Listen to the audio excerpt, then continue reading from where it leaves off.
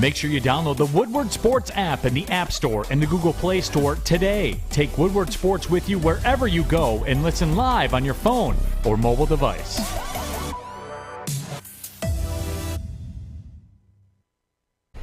Good morning, everybody. Welcome to the Morning Woodward Show here on the Woodward Sports Network. Thank you all for joining us over at woodwardsports.com. Make sure you're checking out woodwardsports.com for all the latest news surrounding your favorite team, whether it's the Tigers, the Red Wings, the Lions, the Pistons, you name it. Our team of staff writers are doing an awesome job covering and writing great pieces for you to entertain yourself with. Having said that, hope you're all having a good start to your morning. Fish, good morning. How are you, buddy? Doing fantastic. It's a lovely morning. It's Thursday. We got Europa Conference League and Europa League today, so many great games. Again, there's like 32 games. That's right. Today is Thursday, away. Right? It is they Thursday. Play the day after. They play the day after. Thank you, yeah. buddy. Tomorrow's Friday. Big weekend ahead. Just how do you not? Fair enough. How do you not? I was out in Grand Ledge yesterday. It's a nice place. Who? Grand Ledge. What were you right doing by out there? East Lansing. There was a soccer game. Catholic Central and Rockford. I've never been. Rockford rocked them basically. Yeah, I've never been, Fish. It Sorry. seems like you don't know a lot of That's places fine. in Michigan. Well, okay, Grand Ledge isn't like That's a a good known point. place. Well, hold on. I didn't know what Grand Ledge was before last Thursday. So, it's by East Lansing. My favorite part is that I'm taking a caller and being like, "Where are you from? Where are you calling from? Never heard of it." Oh, God. All right, November 3rd. It's a beautiful Thursday morning. I actually don't mind the fog. I really don't. Oh, yeah, Outside of the hazard it is to drive. Well, yeah, can I do a bold statement? I might be bold crazy. Well, not maybe not bold. Go for it. I like driving in the fog. It's cool because you're driving into nothing. So you like driving in more dangerous Fish, conditions? San Francisco is the city for you, buddy. I just think it's cool that you're driving and you're like, this is sweet. All I see is the black abyss, the black hole. I don't know where I'm You go going. live I'm just driving and it's go just live in- black. It looks sweet. You go to San Francisco, Just live driving, there. knowing I have no clue where I'm going. Instead of fog, it'll just be smog. It'll just be Yeah, fog yeah. with. Well, I can go to China for that too. Oh my God. God bless you, Fish. Westfall, good morning. Jeff, good morning. Good morning. Let's get the show started. We got a good You're show not gonna today. talk to Westfall? It's kind of mean. Yeah, I don't like to talk to him, and he's kind of antisocial, so we avoid him. Having said that, 8:15. What the hell is wrong with all of you? And you, meaning Michigan and Michigan State fans. I mean, that's never gonna end. You do realize that. There is an uncomfortable amount of back and forth that I'm not a fan of happening on social media. We'll talk about that at 8:15. 8:30. TJ Hockenson. Very, very interesting comments after being traded to the Minnesota Vikings on the Detroit Lions. 9 o'clock. Again, I'm not going to yell. We're going to try not to yell at 9 o'clock. Top of the hour. But why do you believe in Dan Campbell? It's your segment, not mine. I'm not going to talk. I'm just going to sit here and see what answers you give me. 9:15. Is there a problem with the Pistons? Then, of course, at 9:30, will the Lions regret trading T.J. Hockenson in division? It's something we wanted to get to yesterday, didn't get a chance. But let's start with the Pistons, of course. They struggle against Milwaukee. And, Jeff, they played them close the other night. Right. They have no business playing a contender close back-to-back. If it was a series in the playoffs, that's how it would go. The Pistons would have a lot of energy. They would play the first game maybe really close. They'd get blown out game 2. They'd show a good, they'd really show effort in game 3, but then they'd get blown out in the second half, and then they would get blown out in game 4. I mean, that's the reality. So you walk me through this team. Cade struggled early. I think he started the game 0 for 6, 0 for 7. Yep. Rebounded late, but it was way too late considering what the score was. Giannis, probably the easiest 32 points he'll ever score in his life. Pistons are just not a good team. They're talented. They're young, very young and talented. But that doesn't translate to wins in the NBA right now. No, and you're going to see, especially in the Eastern Conference. and you're going to see nights like this. I mean, we talked about this for weeks prior to the season. Like, there's going to be nights where, like on Monday or even Sunday, you beat the Golden State Warriors, you play the Bucks close Monday, and then you get absolutely obliterated yesterday against the Bucks. And it's crazy too because I was looking at this. Side note: the Bucks are 7-0, 6-0 at home. So 6 out of their 7 games have been played at home.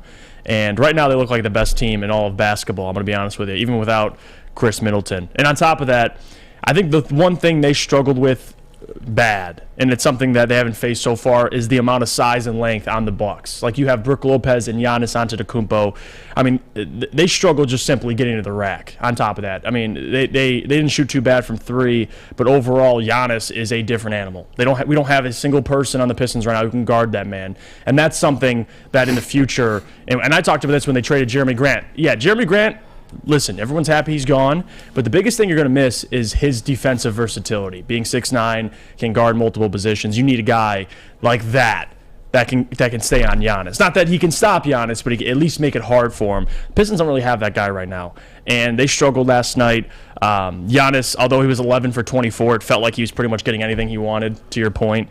So I'm not going to overreact. I mean, the Bucks were at home. They have championship pedigree. It's a team that's been together for a long time, years. So again, it was an uphill battle to start, but at least you can take away Sadiq Bey had another 20-point game, so he played well. But I'm not concerned about it. Cade Cunningham struggled. I mean, the guy's been playing well all season. It was eventually going to happen. So nothing to overreact about. This is kind of the ups and downs we talked about. You're going to see some ugly losses in there, but as long as the players can bounce back from this and improve, I'm okay. After what I saw Sunday and Monday, it definitely gave me optimism moving forward. This doesn't take anything away from it. So here's where my concern lies. We talked about this last year. Cade Cunningham's inability to get calls, right? Yesterday night, you know how many free throws he attempted? None. And my concern is, this is a guy that is not getting to the free throw line enough. He's, again, a career 85% free throw shooter. Yeah, you got to knock him down. But, last night, Luka Doncic gets to the line 10 times. Giannis 12 times. Giannis a different scenario, right? I mean, he is hard to officiate. It reminds me a lot of young Shaq. How do you officiate a guy that is just stronger, bigger, faster than everybody else in the league? And you got nobody who can guard him on your team. So that's a little different, don't get me wrong. And I'm not saying he should go to the line 10, 12 times a game. But when Jaden Ivey, a guy that's known for dribble penetration, attacking the basket, and Cade Cunningham, who's in his second year now, who does attack the basket as well, right, are combining for 0 free throw attempts, that is concerning. That is a concern for me. And whether that's them not attacking aggressive enough, whether that's them settling from 3 or in the mid-range, there are a lot of reasons why they go a whole game without a free throw attempt. But I can't get over it, especially in Cade's scenario. This is year 2. This is a guy that's given the league 22, 6, and 6 right now. This is a guy that is, if we're honest, he's top 20 in assists, top 15 in rebounds. He's averaging over 22 points a game. Mm-hmm. I find it hard to believe he can go stretches, games, consecutively, 3 out of 5 games, where he won't even get to the free throw line more than 2 times. And I'm going to be honest with you, too. I get what you're saying, and part of it, like last night, I can agree with you there. Getting to the free throw line, but I went Sunday against the Warriors, even before that, Friday against the Hawks. He was trying to get to the free throw line, and for some reason, even at home, he wasn't getting these calls. And that's the most confusing thing for me, is because Cade in the offseason, you add 15 pounds. It's not like he's not trying to get to the line. He's attacking the basket. He's being aggressive. He's absorbing contact, but no whistles called. So, again, I don't really have an explanation for that. He does need to get to the free throw line more often, but it's not on Cade, all on Cade. I mean, a lot of it has to do with simply just selling the call. Like Jaden Ivey so far, besides last night, has been doing a good job getting to the line, but Jaden Ivey also can attack the basket and just he just can draw fouls. It's different with Cade, but that's something to look going forward. I mean, he definitely improved from his rookie year to second year getting to the free throw line, but the refs haven't really been giving him the benefit of the doubt either. But it's not like there was a big discrepancy in the free throws last night. I mean, the Milwaukee only shot 20-something, low 20s, and I think the Pistons shot like 15. So I just find it odd because I'll go around the league. Ja Morant, again, these are superstars that are already successful in the NBA. They're proven. Cade is an up-and-comer. Right. I get it. I get the respect aspect of a Giannis, a Luka, a Ja Morant, all these guys. That's great. I just, again, how do you have one of your 25 best players in the league not going to the free throw line at least once? Right. It shocks me. It shocks me. But you know what else shocked me last night? A combined no-hitter by the Houston Astros in Game 4 of the World Series. Coming off that ass beating they took in Game 3. Mattress Mac probably slept like a champ last night. Yeah. Combined no-hitter, first time in World Series history. Wow. Series tied 2-2. We might be looking at a 7-game series, boys. Yeah. Watch out, and I'm all for it. I think the Phillies are a great story. I'm rooting for the Phillies. I don't want to root for the Astros. F them. I still got them winning. But still, Damn, F them. I'm with you, F them, though. They're so good. Yeah, I'm with you. They're so good, and you need to understand the level of performance that your starting pitcher will give you. Aaron Nola yesterday. 4 innings, 4 strikeouts, 3 earned runs, I believe. The Houston pitcher, 6 innings, 9 strikeouts, 2 walks, no runs allowed, no hits allowed. What do I do with that? What do I do with that? That's unhittable. Yeah. And pitching Literally. is what wins you World Series. Pitching is what gets you there. And the bats can go cold in a playoff atmosphere. That's the beauty of the postseason in baseball. So last night was insane. It was awesome to see. I'm not an Astros fan. They can go to hell. But the fact that when you make history like that, that's something. Still got the Phillies winning. Oh, okay. Yes, I like still that. got the Phillies I was winning. watching it last night. Out of a biased opinion, though, because I want the Phillies to win. I want watching- Dombrowski to win his 2nd title since leaving. And I respect that. That way Al Avila can I die in respect his that. grave, knowing that he sucked balls. Maybe Dave Dombrowski spends some time at his grave and just sits on him. Who knows? Just takes a dump. That's what I would do. I was watching with my buddy who's a Phillies fan, and it was funny because the previous game they won, 7-0 Fish. We were talking about it earlier, and the Philadelphia Eagles tweeted out that 7-0, 7-0 Yeah. little handshake emoji. Because they're both 7-0. And then you see last night, this game's going to be. I'm with you. I think it'll be a 7-game series. I'm going to lean Houston here, even though I'm not proud saying that, but it's just funny watching a fan from Philadelphia react to the game rather than me, where I'm just watching completely unbiased.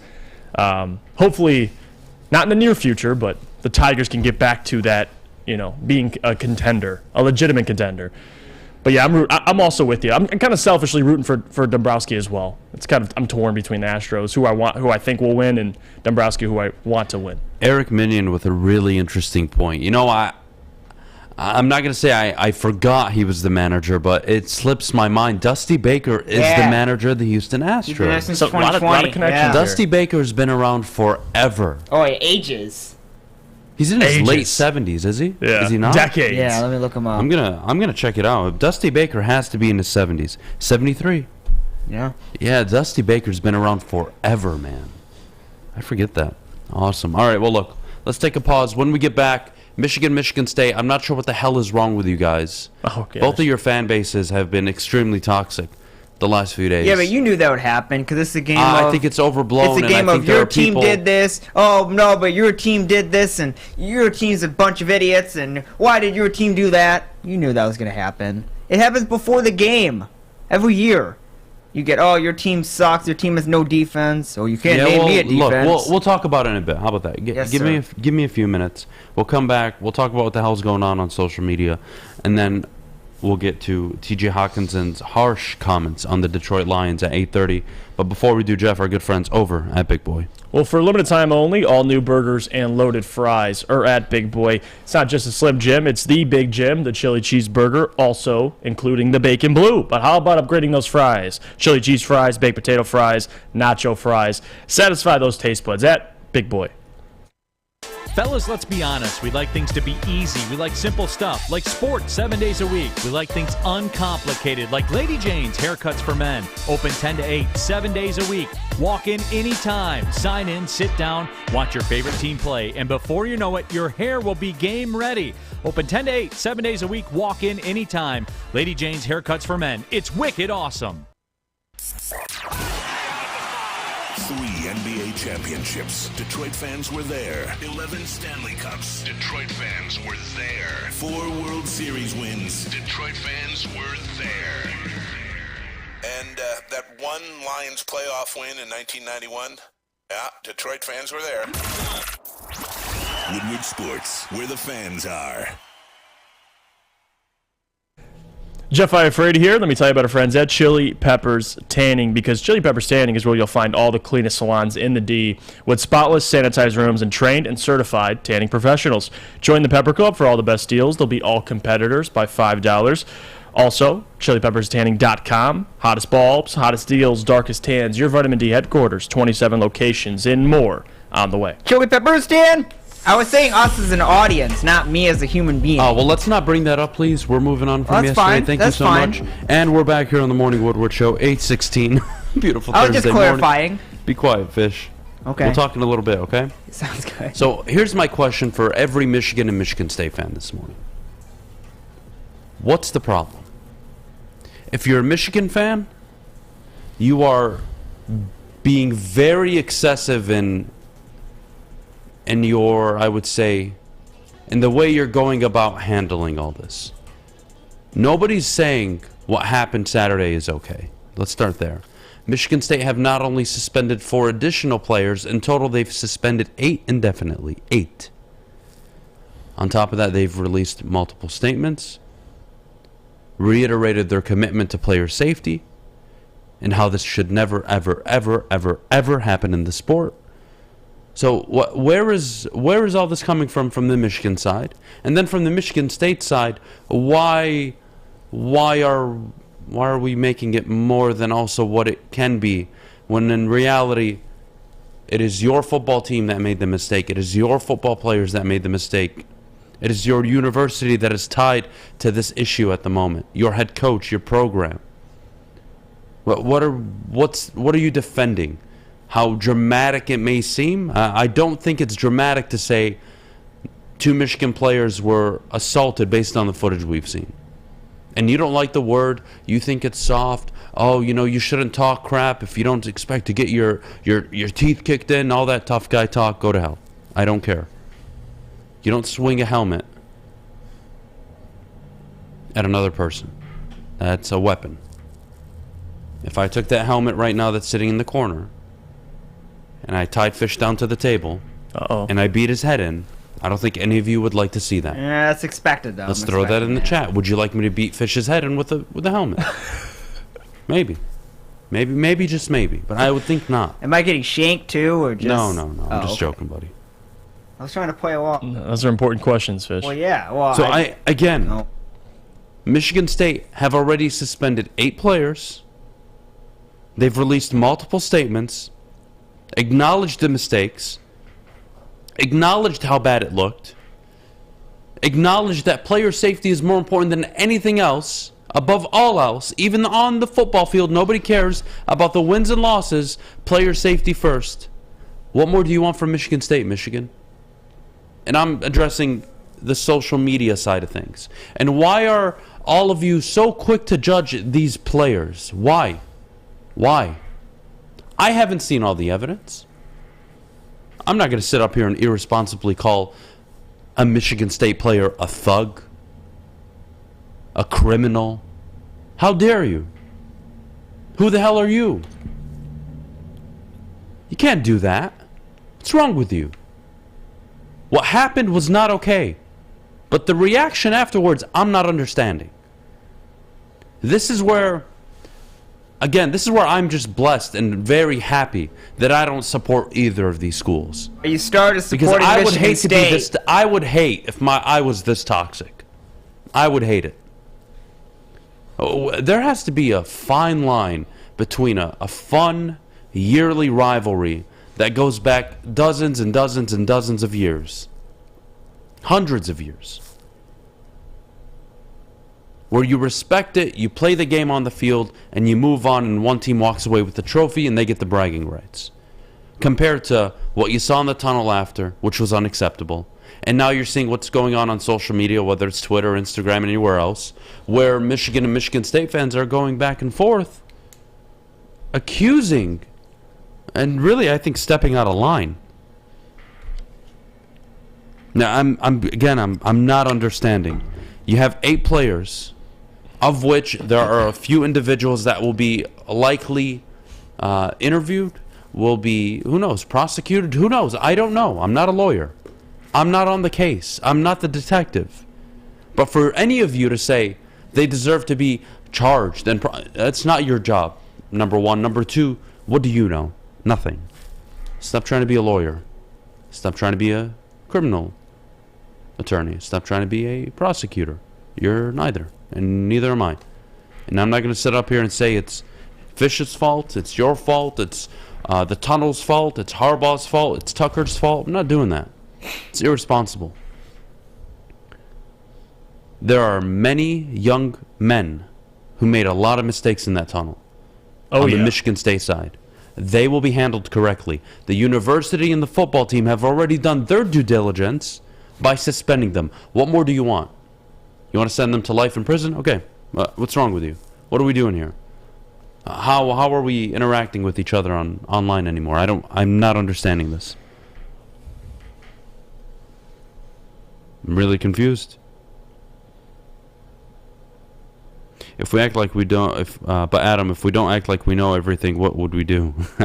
I like the sarcasm, Sean. I like the sarcasm. Jeff, again, this is where my problem is. My problem isn't that what I think happened in the tunnel is egregious. It's pathetic. It's disgusting. Right. I didn't like it at all. I didn't like it one bit, and there's nothing anybody can tell me that would justify it. Having said that, these are 18, 19, 20, 21-year-old young men, young adults, who made mistakes, have already been suspended by the football team. Yeah, actions are being taken. They will face their consequences. Why can't it be left at that? Why does it need to be talked about? Well, Rashawn Gary, when he stepped on the field, or D'Antonio with his comments, and Harbaugh with his comments, and the tunnel, and Devin Bush stomping on Sparty. Oh, was it Devin Bush? Excuse me. It wasn't Rashawn Gary. You're right. Devin Bush. Stomping on So, again... What does any of that have to do with what happened in the tunnel? You've been playing these games for 20, 30, 40, 50, 60, 70, 80 years. Right. Never an issue. There are a few individuals that made a really bad decision, both on the Michigan and Michigan State side. The Michigan State players took it to a whole new level. Talking should never lead to that type of violence. I don't care who you are.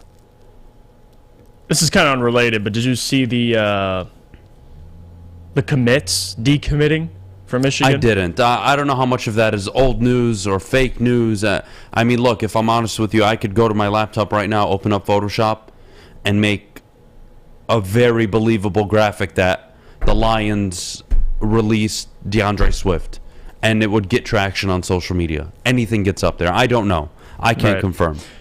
Because I'm looking at 247sports.com, and I just see they dropped to 39th next year in the recruiting class. Again, it's not a good look. Again, and you know what? They deserve that. Right. Again, and your responsibility as a head football coach is to ensure your players' safety first and foremost over anything. Mel Tucker failed to do that. He acknowledged it. Right. Why are we taking these extra steps? And again, I'm not part of this fan base. I don't know what it feels like to hate the team in Ann Arbor, or, quote, hate, which is a very strong word, hate the team in East Lansing. I don't know it. I really don't. It doesn't enter. It's not in my system. All I know is I think you're all taking it a bit too far. And for you to be claiming these kids are thugs, criminals, again, I think is excessive. It's unnecessary. Let law enforcement do their job, and let's all move on. Instead of talking about a game where Michigan completely dominated Michigan State, we're sitting here talking about what happened in the tunnel. I don't like it. I don't like it at all. And I don't like especially on social media, you see a lot of people, and of course these people are everywhere on social media, but coming at Mel Tucker and honestly just being, quite frankly, just racist. Saying... I've seen those. It's unnecessary. It's gotten to the point where it's a whole nother level of toxicity. It's sad that it's gotten to this point, but I think there are still people like you or people like me that don't really have a dog in this fight and don't really care. But for Michigan State and Michigan fans, it's gotten to a whole nother level. This is where you guys lose me. I think bashing a kid's head with a helmet is a bit too far. I would agree. And that's all I've ever told you. That doesn't give you the right to sit there and play detective, prosecutor, lawyer, judge, jury, executioner. There's law enforcement. They'll figure it out. They'll figure it out. They'll get statements. They'll do interviews. They'll check the footage. And they'll go from there.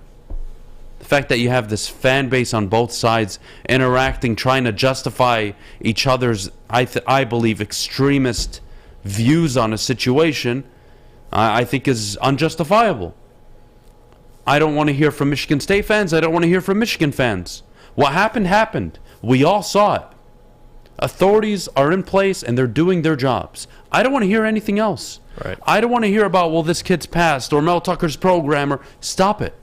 Stop it. You're making more of something that really just needed to be a dark cloud over the game, a dark cloud on college football, and you learn and you move on from it, and the authorities will handle the rest. It's that simple. Drives me nuts. Drives me nuts. What a mess. It is a mess. And again, I don't need to like you. Let's say I'm a Michigan State fan. I don't need to like Michigan fans. It's not my job. But Hell, let's say I'm a Michigan State football player. It's not my job to like you either as a Michigan football player. It's your job to be respectful. But I got to respect you. Exactly. I was raised a certain way. If you beat my ass on the field, I'm going to take it like a champ, and I'm going to go back to the gym and start working harder so next year I get the bragging rights. That's how it's done. See you next year. Not, a Michigan kid came up into the tunnel and that gives me free reign to wail on him. No. Pathetic. Yeah. And again, what charges come out of it, I am not a lawyer. I'm not familiar with the legal system where I'm going to tell you exactly what he's facing. What I'm going to tell you is they will be punished and leave it at that. These kids are not getting off scot-free, especially the ones that were swinging the helmet. Right. That's it. Move on. No respect at all. Disgusting. When we get back, TJ Hockenson talking about no respect, and I don't blame him at this point. TJ Hockenson. I didn't hear these comments, and I want you to break them down for me. Okay. I heard part of them, but I didn't hear the other part you're going to talk about. Well, Hockenson shares the harsh reality of playing for the Detroit Lions in his exit interview when he got to Minnesota. So we'll have that conversation in just a bit. But before we do, Jeff, our good friends over at Swiss Insurance. Well, Swiss Insurance Group and their employees are heavily involved in their community. It is very rewarding, but also comes with great responsibility. If you sit on a local youth sports board or homeowners association, directors and officers insurance is a must. To make sure the kids, parents, and volunteers are protected, call Swiss Insurance today. Woodward Sports is giving you another chance to sit front row, this time at the Detroit versus Green Bay game. Think you have the best Dan Campbell impression? Woodward Sports, let's go. Can you say man with the best of them? I got it. Here's what I need, man. I need you to trust me. I swear to God, I'm not a lunatic. I swear to you. Can you say, let's go for it on 4th down? Man, I got a plan, I swear to you. All I think about is you guys. That's all I think about, man. Are you a master motivator? That's all I think about is you guys. Show us in a video. Record your best Dan Campbell impression and post the video on Twitter or Instagram using hashtag Woodward Front Row. We'll select the best 3 impersonations of Motor City Dan Campbell and send you and a guest front row. So knock the dust off the old sweatpants, light some kneecaps, and enter today. And as always, go Lions, man! I just need you to trust me. That's all. Please. I don't care if I got one toe, 2 butt cheeks, and a rock. Life is full of hard choices. We're here to make one of life's biggest decisions as simple as possible. My name is Christina Gennari, and for over 20 years, I've helped hundreds of families buy and sell homes. We cover all of Metro Detroit and more, from large luxury homes to starter homes. We will work hard to make sure that you get the home of your dreams. So if you're in the market today or even thinking about buying or selling in the future, make the obvious choice. Christina Gennari, the obvious choice in real estate. Visit us at soldchristina.com today. Woodward Avenue, the first paved road in America. Woodward Sports, the first sports network born in Detroit and made for Detroit. Welcome back to the Morning Woodward Show here on the Woodward Sports Network, live over at woodwardsports.com. Thank you to everybody joining us this morning. Jeff, TJ Hockenson shares the harsh reality of playing for the Detroit Lions, and you haven't heard these comments yet. No, I haven't. I heard the part where he said, I didn't think I was I thought I was going to be traded. I didn't know it was going to be here, but I'm happy to be here. Super excited. I only heard the positive comments. I didn't hear anything related to the organization. about being on the Detroit Lions team that has gone 12-42-2 since he's arrived. Oh, God. Quote, "That's really what we're here to do," here meaning Minnesota. "That's really what we're here to do, is go somewhere and win some games." That's kind of the first time I've been able to say that. And whether you like it or not, He's right. not only is he right, he's disappointed. And he has every right to be. And I may not think he's the player that some of you think he is. 12-42-2 since he's arrived. And in year 2 of Dan Campbell, instead of talking about a 4-3 or 3-4 football team that was making progress, that could build around potentially Hockenson in the future, and that offensive line, and a future quarterback, and J-Mo, and St. Brown, he's traded away because his football team is 1-6. Right. They want the draft capital, and they know it's a lost season, and they won't admit it because they said they would have traded him at 6-1. That's what I was going to bring up, yeah. The first time Brad Holmes has ever lied publicly. Yeah, right. That's a lie. You would not have traded him at 6-1. I think, in fantasy world, in his mind, he's probably like, you know what? Honestly, at 6-1 for a second round pick, we probably would have done it too. No, you wouldn't. No, you wouldn't. You would be out trying to get a Bradley Chubb. You would be out trying to get a Roquan Smith. You would be out trying to get playmakers to take your team to the next level so you could contend. Right. Like the Dolphins have. Like the Ravens have. Like the Vikings have. But no. Apparently at 6-1 you would get rid of T.J. Hockenson. Boy, you really sold me on that one. And the reality of playing for the Detroit Lions is they're always in a rebuild, Jeff. They're always in a rebuild. And somehow, some way, this fan base still defends it. Give Dan one more year. He doesn't have enough talent around him yet. I don't care who you are. Dan Campbell, Dan Snyder, Dan Orlovsky. Dan Marino, Dan Orlovsky. I don't care who's coaching this team. You have no business starting the season 1-6 with the schedule you had and the roster you had and the offensive firepower you had in the first 3-4 weeks of the year. And do you think Brad Holmes, that's part of it? I mean, the offense, whether he played well or not, the offense still was able to score points at times. I think he saw a second-round pick and jumped on it. I was like, hey. And I also think... You would never get a second-round pick in the offseason or midway into next season. And before you continue, I want to react to that comment saying, his career being 12-44 and what, 1? That's his... 12-42-2. 12-42-2. Since T.J. Hockenson joined the Lions. That's the team's record. I mean, when I look at that, and obviously it's not all T.J.'s fault, it kind of tells me also that T.J. wasn't a game changer, right? He's not a tight end that's going to... The tight end position, especially nowadays, it is a luxury, I mean, to a certain extent. And the Lions need more than just T.J. Hockenson. So I get it. I get his frustration. I think he's earned the right to be frustrated. But the reality is, TJ didn't move the needle, at least in my opinion. I think TJ would move the needle on a team that's ready to compete maybe for a Super Bowl. But for this team currently, there's a lot of needs on the Detroit Lions, more than just TJ Hockenson. Again, I could agree. They have needs. They have holes. Every team has holes. Seattle's starting 2 rookie tackles, a rookie corner, a rookie running back. No issues.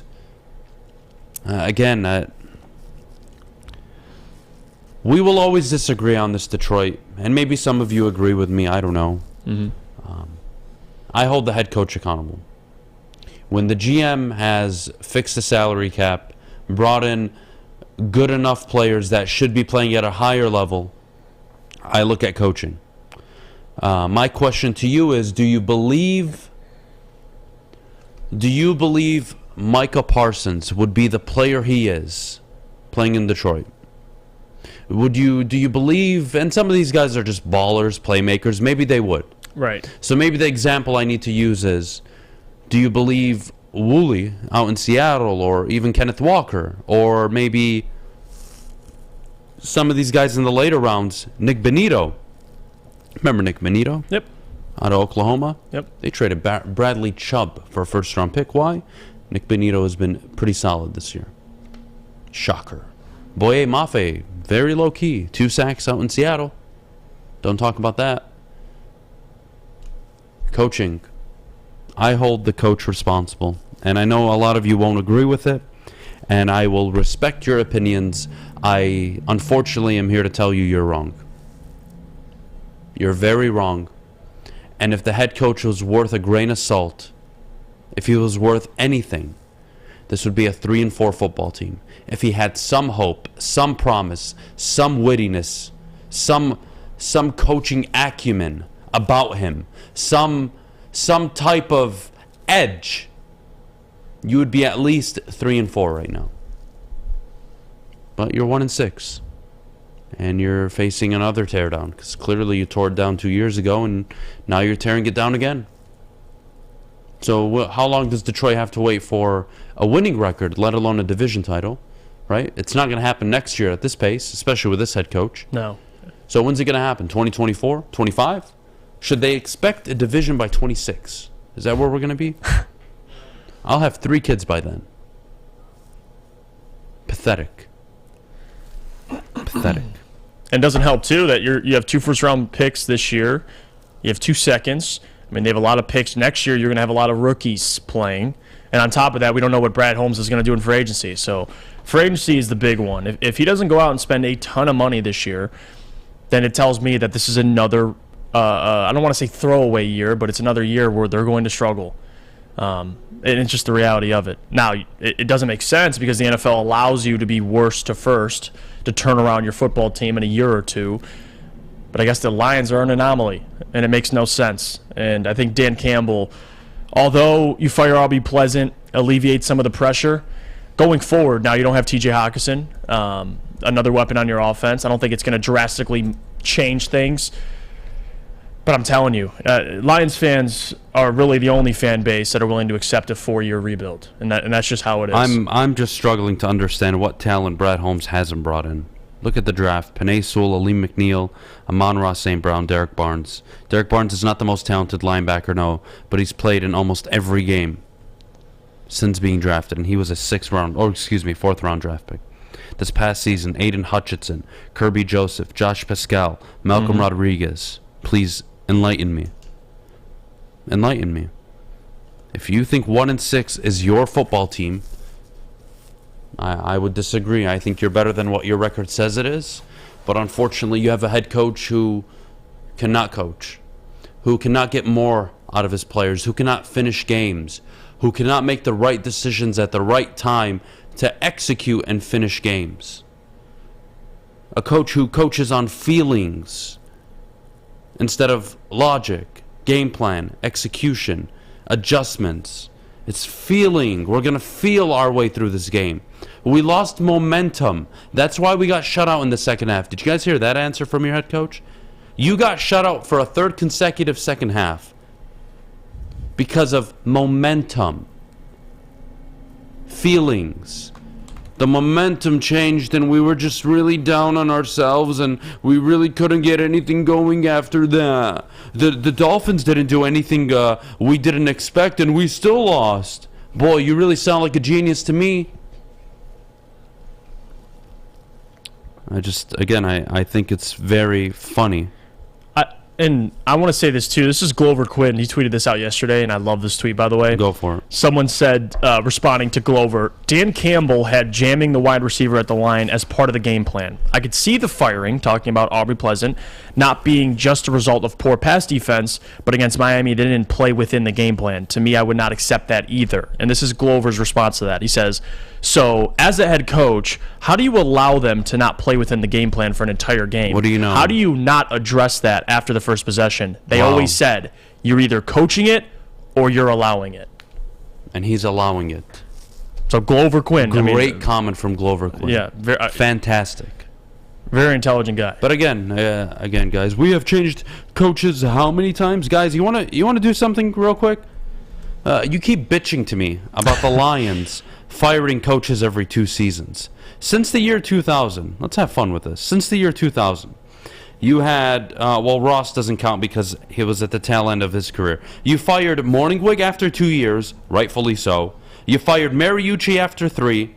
You fired Marinelli after 3. Schwartz after 5. Caldwell after 4. Patricia after 3. You've given all these coaches time. They're just not the right head They're coach. just not the right hires. Right. What do you know? So where is this concept that you are just firing coaches off the hip every 2-3 years? Even go back to the 70s and 80s. You go in the late 70s, Clark was your coach for 7 years. Rogers for 4. Fonts for 8, 9. Ross for 3. No, Ross for 4. Only Marty Morningwig was fired after 2 years. And you know who I think should join his ass? Dan Campbell. But you don't think it's coaching. You think it's just talent. Everything needs to be perfect for your head coach to have success. Boy, what a luxury that is in the NFL. What a luxury that is. Everything has to be perfect. There needs to be more talent. Kick rocks. Kick rocks.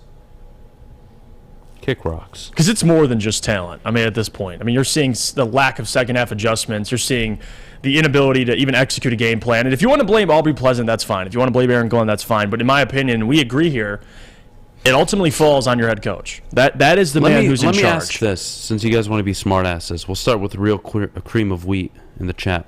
Adam, you're just proving the GM and owners have been the problem. Okay, buddy, look, number one, the ownership is what it is. That's not changing. I can't do anything about it, and neither can you. So do me a favor, shut the hell up, number one. Number two, the GM. You went from, what, Millen to the Bum and Mayhew, to Quinn Trisha. Yep, Bob Quinn. And then Brad Holmes, who, again, has not looked awful, who has also not hired his own head coach, who has not drafted a quarterback. Didn't even hire his... You can give me all the excuses you want for the team and the talent. Yeah. Brad Holmes is yet to hire his own coach and draft a quarterback, two of the most important things you do as a GM. Right. So do me a favor, save the Brad Holmes excuse. Stop it. Stop it.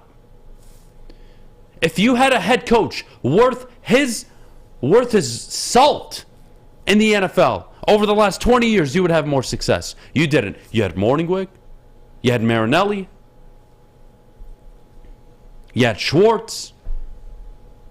You had Caldwell, Patricia, and now Campbell. Congratulations, you've really hired coaches that the league is dying for. You really went and found an up-and-coming head coach and made him your own. You really caught the trend of a Sean McVay, a Kyle Shanahan. You really got ahead of the curve there. You really got ahead of the curve and took care of all of it. You went and got a coach that nobody, oh man, offensive-minded young guy coming up. Kevin O'Connell, what a surprise. Mike Vrabel, what a surprise. Sean McDermott. Young coaches that have talent on one side of the ball, typically offense, McDermott and Vrabel on the defensive side. What a surprise. But you want to go hire, the tight ends coach. Congratulations. Could have hired Vrabel over You're really doing a great Patricia. job. You had a chance to hire Vrabel over Patricia, and you had a chance to hire Arthur Smith over Dan Campbell, but just didn't go that route. It's funny to me. It really is. And I think a lot of Lions fans, by the way, are very self-aware. Like, I think a lot of Lions fans agree with what you're saying, too. But there are some out there that still want to defend it. So the GMs did not have a hand in getting the talent on those teams. Real cream of wheat. Let me help you with something, buddy. Okay? Matt Millen sucked. Nobody's going to justify it. But Marty Morningwig wasn't any good either. Let's start there. Let's go to Rod Marinelli. Wasn't any good. And yes, when they moved off of him and they went to Mayhew, and then it was Schwartz, they actually built a good team, but they didn't have a head coach that could see it all the way through, meaning win a division title, dare I say, win a playoff game. Couldn't do that. You brought in Caldwell. He wasn't good enough to take what Schwartz and Mayhew built and take that to the next level, so that didn't work out. And then you went back into being a really pathetic team under Matt Patricia and Bob Quinn. And now you're seeing, I believe, a pretty decent GM so far. I like his moves. I still think he has two big decisions to make. Really three if you want to include free agency. But it's the quarterback, the head coach, and then what is he going to do in free agency? But the fact that we're looking at the GM as the GM, Adam, Les Snead was a horrible GM prior to Sean McVay. Just so you guys know. He was a losing GM. He had a losing record every year prior to Sean McVay showing up. Just so you guys know about Les Snead. This comment, too, this is what frustrates me, and it's on point with what you're saying. Shout out to Paul Thomas, by the way, listener to the Morning Woodward Show. His comment on WoodwardSports.com, our GM is not good, which is crazy to think you can call someone not good when they haven't done three of the most important things a GM could do, to your point. Not denying Dan Campbell's a bit part of the problem. This is my issue with the whole criticizing Brad Holmes, is you just mentioned it. He hasn't drafted a quarterback yet. He hasn't even hired his own head coach yet, and he hasn't been able to spend money because he's been spending his time here so far getting the books right. But people want to say he's a bad GM, and it's funny. It really is. We could praise him for the guys he's found late in the draft or praise him for some picks he's found. I like this. But he's a bad GM, though. Travis over at woodwardsports.com doesn't have his head up his ass and actually knows what he's talking about. He says if DC knew anything about coaching, the Lions would be 3-4 at least. And I would agree. If Dan Campbell was just a bad coach, they would be 3-4. If he was a good coach, they'd maybe be 4-3 or 5-2. But he's pathetic. He's awful. He has no business coaching. And for people, too, that are saying, well, he brought in Jared Goff. It's not like they didn't get 2 first-round picks for it, 2 of which might end up being your franchise quarterback. The other one may be a franchise wide receiver who has the comp of Justin Jefferson. And that's how the deal would work. You give them Stafford, you get Goff. He's here and you have a bridge temporarily quarterback who's a mid-quarterback. Goff is a mid-quarterback. He's not exceptional. He's not elite. Now, if Brad Holmes signs him to an extension, then we could talk. I didn't hear anything. I don't think that's the plan. I didn't hear about complaints. I didn't hear complaints about Jared Goff after 3-4 weeks, but here we are. Apparently he brought in Goff, so... let's see. Allowed... Oh, wait, where is it? Paul Thomas says, even here, Adam, you don't blame Aaron Glenn? No, of course I blame Aaron Glenn. But, guys, again, can we address something? Because I need to take a break. I need to go to break. But before I do, if Fish can't unmute the mics, if Alex can't cut cameras, if he can't load up all the graphics and anything else we run on the show, if Jeff isn't talking... or he's not bringing good points, or he's lying, or he's not doing good at his job. You know whose fault that is? My fault. My fault for allowing it. My fault for not doing anything about it, teaching them something else. So do me a favor. I mean, we might just suck at our jobs. And kiss my ass by giving Dan Campbell a pass. Because, last year it was Anthony Lynn, and this year it's Aaron Glenn, and then next year it's going to be Ben Johnson, and it's everybody's fault except the head coach who's responsible for everything. 10 out of 10, what if boys. it made you feel good, though? 10, yeah. Oh, yeah. 10 out of 10. Look, I'll tell you what. Get started at the gym. Start taking care of your mental and physical health. You can do that at Planet Fitness. $0 down, $10 a month. Sign up today.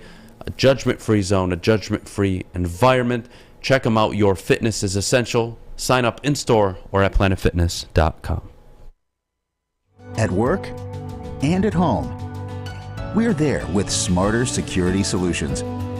Featuring complete automation with customized alerts and more. For over 90 years, we've been the company that's been counted on to protect what matters most, all with personalized service and care.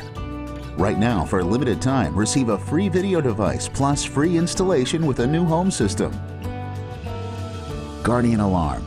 We protect Michigan. When you need apparel, there's only one place to go. Big Frog in Novi. With no setup fees, no artwork fees, no minimum, and a 24-hour turnaround, you can have your whole team outfitted in no time. Embroidery, direct-to-garment, vinyl, and screen printing, Big Frog has it all in all the styles you want. So whether it's a sports team, fundraiser, school event, or corporate needs, Big Frog is your one-stop destination. Visit bigfrog.com/Novi or call 844-4-BIG-FROG. The only sports network in Detroit that starts with a W. You know, because we win. Woodward Sports, Detroit's winning sports network. At Alta, uptime matters. Alta Equipment has everything you need to get the job done. Have a big project coming up? Alta Rent has you covered. Call them today, 844-GO-TO-ALTA. That's 844-GO-TO-ALTA today. And we're back here on the Morning Woodward Show. And I really do my best not to get angry. I really do. And I try to give a lot of you Detroiters the benefit of the doubt. Okay? I think you're smart people. I think you're smart fans. You know what winning looks like. You've seen the Wings. You've seen the Tigers. You've seen the Pistons, from the bad boys to the going-to-work Pistons. Yeah, somehow, some way, you continue to make excuses for a pathetic football product.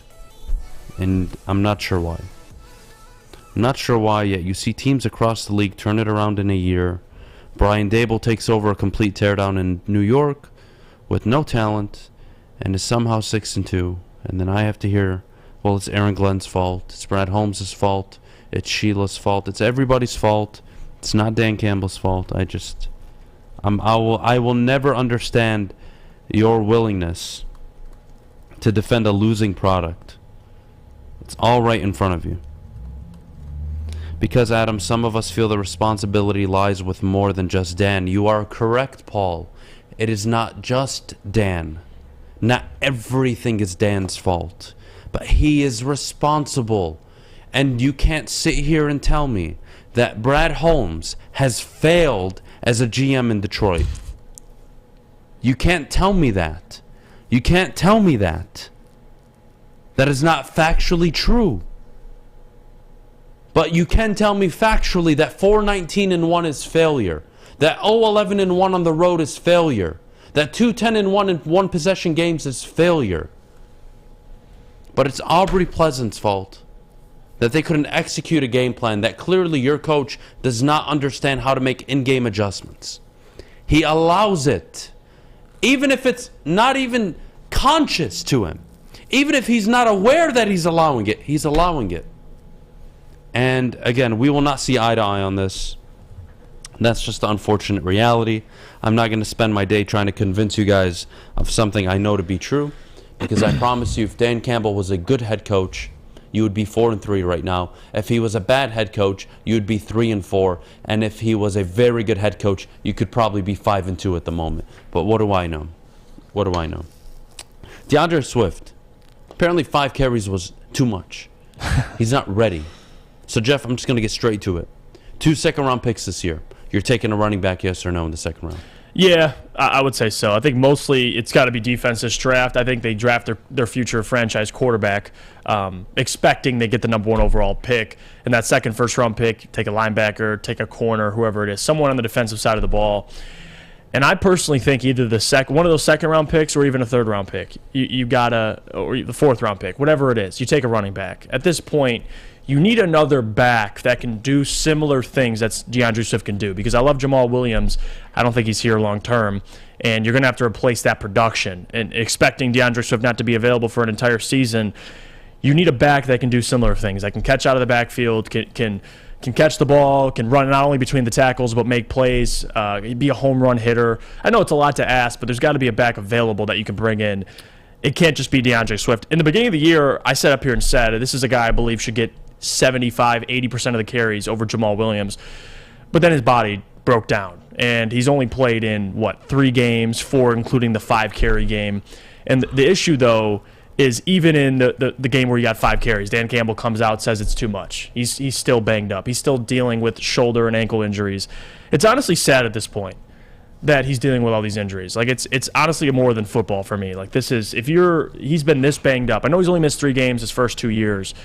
But the fact that he's still dealing with injuries after spending all offseason, we've talked about on the show too, him getting in the gym, getting stronger, trying to be more durable, and then he comes out and after 2 games gets hurt. I mean, it's definitely concerning. It is. And in my opinion, you got to go draft a running back. I'm not saying draft one high, but eventually you're going to have to address that, because DeAndre Swift, I don't think, is your future franchise back. He might be a part of it, but it's going to be a 1A, 1B backfield. This isn't a DeAndre Swift show. He just can't keep up. His body can't handle Some guys are like workload. that, and I'm not even going to sit here and argue or say DeAndre Swift, he's this, no. It's some guys just are unlucky. Right. Some players just can't stay healthy. And there are some that's just the reality. What are you going to do? You have to draft a running back. And I want to go back a little bit, if you don't mind, Jeff, about how bad this defense is. You know what team has a worse tackling rating, a worse run defense, and a worse overall defensive rating than the Lions this year? The 3-5 Cardinals, the 5-3 Dolphins, the 6-2 Giants, the 6-1, excuse me, not the 6-1, no. Vikings are better. The 4-4 Atlanta Falcons, the 2-5 Raiders, the 2-6 Steelers, the 2-6 Jaguars, the Seattle Seahawks, who are 5-3, the Los Angeles Chargers, who are 4-3. All these teams seem to be overcoming their defenses, except the Lions. Interesting. Very interesting to me. The Texans, the Bears, the Browns, the Cowboys, the Cardinals all have a worse run defense than the Lions. Teams that are damn near close within a 3-point metric are the 6-2 Giants, the 4-4 Bengals, the 3-5 Bucks, the 3-5 Packers, the 4-4 Patriots, the 5-2 Kansas City Chiefs, the 4-3 Los Angeles Chargers, the 6-1 Buffalo Bills, all within a 5-point rating in terms of run defense. You want to go to pass coverage? The teams that are within a 5-point gap of the Lions, right now there technically isn't one. But the worst 5 teams in the NFL in terms of pass coverage are the 1-6 Lions, the 3-5 Arizona Cardinals, the 5-3 Miami Dolphins, the 6-2 Giants, and the 6-1 Minnesota Vikings. Those are the 5 worst teams in terms of pass coverage in the NFL. They're all winning games. Interesting. All right. Let's go to overall defense instead of just looking at individual silos, right? Let's look at the 10 worst teams in the NFL on defense. The 1-6 Lions, the 1-5-1 Texans, the 3-5 Bears, the 6-2 Giants, the 3-5 Cardinals, the 4-4 Falcons, the 3-5 Browns, the 4-3 Chargers, the 2-6 Steelers, the 2-5 Raiders, and at 11 and 12 and 13 is the 4-4 Bengals and Patriots, and then 5-3 Seahawks. Do any of those teams, Tell me more about how your defense is holding you back. Do any of those teams have Ermanni Warrior lining up? On the, you know what? Maybe if the coach wasn't a dickhead, maybe that would help. Maybe that would help. That picture still cracks me up. Ermanni Warrior on the other side of the line. I'm literally giving you all the teams that struggle just like you do in pass coverage and run defense, and they all have significantly better records. 4 of the 5 best teams in the NFL are just as bad as you in pass coverage defense. Where are the excuses? Where? You are not a 1-6 team. You are not. Going into the year, it was a consensus that your team would be a pain in the ass to play against because your ability to run the football, control the clock, not turn the ball over, play slightly better defense, and have an offense that people really thought would take the top off of defenses, just in general, not really as a statement for the long ball, but really putting up points is where I'm getting at. And that's what you did. But whether it was the timeouts against Philly, the onside kick, whether it was the collapse mentally in the fourth quarter against the Vikings, whether it was not being able to force a punt against the Seattle Seahawks, there's always a reason why you lose.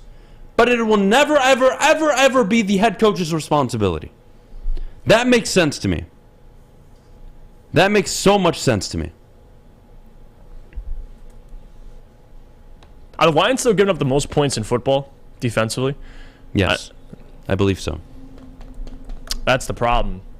I mean, well, okay. We'll do that stat too. Because I'm with you. I mean, they're comparable, but the points. I got it. That's what matters. Don't worry. This is what I do. Don't worry. It's your expertise. We'll take care of this. Let's points see. per game. Okay. Let's see who gives up the most points per game. The 1-6 Lions, the 4-3 Chargers, the 3-5 Cardinals, the 4-4 Falcons, the 3-5 Saints, the 3-5 Browns, the 5-3 Seahawks, the 5-2 or 6-2. I don't remember the Chiefs' record. The 5-3 Dolphins, the Ravens. How big of a difference Those are the is top 12 between the Lions and the Falcons? The Lions give up 32, Chargers 27, Cardinals 27, Falcons 26, Saints 25, so 5 more points Browns than the 25, Falcons. Seahawks 25. Wow. Raiders 25, Steelers 25, Chiefs 25, Miami Dolphins 24. We're the only team giving up over 30 points? Yes, right now, yes. Currently. It's not like a big, I mean, it's 5 points differential between the Falcons and the Lions, but man, just can't keep teams out of the end zone. Or scoring points, rather. Nah, it's all good. It's not his fault. Dan Campbell's doing a fine job. It's not like he has the same amount of wins as Marty Morningwig did through 24 games in his career. It doesn't matter. That's why I love the Glover Quinn tweet. All right, let's do... You're either coaching it or you're allowing it. You know, this is a perfect segue into our top of the hour segment.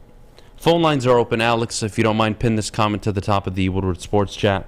313-552-6322. You call in. Honest question. I will not yell at you. I will read your comments. That's debatable. I will not yell. I want you to call in. and tell me why you believe in Dan Campbell. It's an honest question. I'm not going to yell. I'm not going to get frustrated. I'm not going to read off any stat that would debunk your point. I'm not going to do that. I'm not going to bring up his 0-11-1 record on the road. I'm not going to bring up his 2-10-1 record on one-possession games.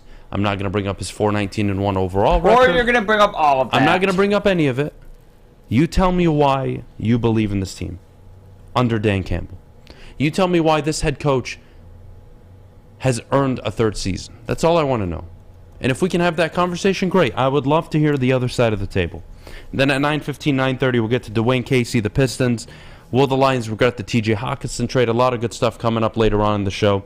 The phone lines are open. Feel free to call in. We'll be right back. But before we go, Jeff, our good friends over at Big Frog. Well, guys, let me tell you about our friends at Big Frog, because you can get a free Woodward Sports t-shirt. That's right, a free Woodward Sports t-shirt all month long at Big Frog in Novi. Just stop in, tell them we sent you. They will print one out for you on the spot. So go to Big Frog in Novi today, get your free t-shirt, or you can visit them online at bigfrog.com/Novi. For a limited time only, all new burgers and loaded fries at Big Boy. It's not a Slim Jim, it's the Big Jim. The chili cheese is such a tease. Guess what else is new? The bacon blue. How about upgrading those fries? Chili cheese fries, baked potato fries, nacho fries, what will it be? Satisfy those taste buds at Big Boy. My name is Lee. I've lost 35 pounds on the Custom Health Center program. So the three biggest benefits that I've gotten from this program has been I'm not snoring anymore, I have a lot of energy, it's great, and oh, by the way, look at this. No, I'm just kidding. No, I'm just kidding. Call us at 844-789-THIN or visit CustomHealthCenters.com for a free consultation and get started for as little as $5 a day. One thing that really irks me, man, one thing that really irked me about that game, that preseason game, is we let it go, man. We let it go. And you know what? Was that them or us? Wait, don't answer that. I gave you the answer. I messed up. I'm sorry. That was us. That was us. We gave it away. All right? Now look at this fist.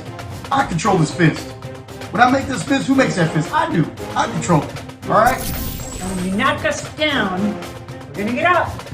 And on the way up, we're going to bite a kneecap off. All right? Man, I care about you guys so much.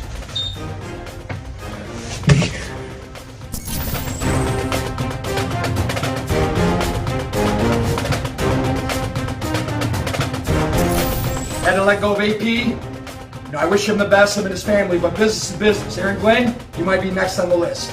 Rodrigo, keep being a stud out there. You're doing what you're doing, brah. Catch the balls when you need to. Hutch, stop smiling. Hutch, man, I told you to dry clean these after the presentation, okay?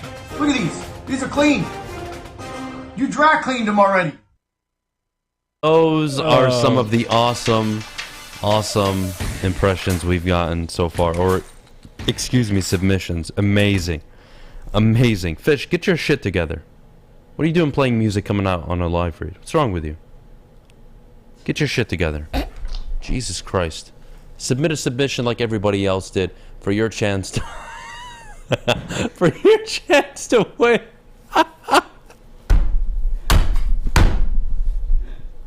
For your chance to win a pair of front row tickets to the Detroit versus Green Bay game. Give us your best Dan Campbell impersonation. Hashtag Woodward front row. Make sure you use it and tag us on Instagram, Twitter, and TikTok. Oh my God. Are you there you go, Fish. Are you submitting yours? That is it. That is money. Well done. You're not going to get fired anymore. Congratulations. When is the Adam Baydoun Dan Campbell impression coming in? I think that'll happen Friday, the day we announce it. Are you serious? You're doing it? I can't wait. I'm going to do it live on air, though. I'm not going to do it as a recorded video. Great. So I think Friday. Oh wait, tomorrow. I'll be the press. I think I'll dress up as Dan Campbell tomorrow, and I'll do the whole show as Dan Campbell. Oh my Deal? gosh. Is that something you guys want? I don't know. Drop it in the chat. Do you guys want me to dress up as Dan Campbell tomorrow and do the whole show as Dan? Having said that,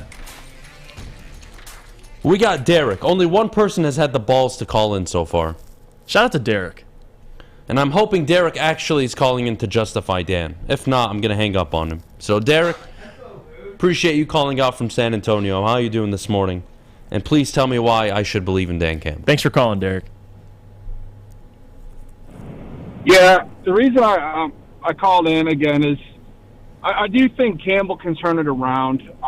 Man, it's pretty grim and low right now, but I do think it's going to take some real internal moves. I think he's going to continue to have to move. I think he's going to have to move on from AG. He's going to have to move on from some other things and just change maybe the identity, kind of just like how Jim Harbaugh had to do after his first years at U of M. Obviously, Jim Harbaugh had a way better record coming in.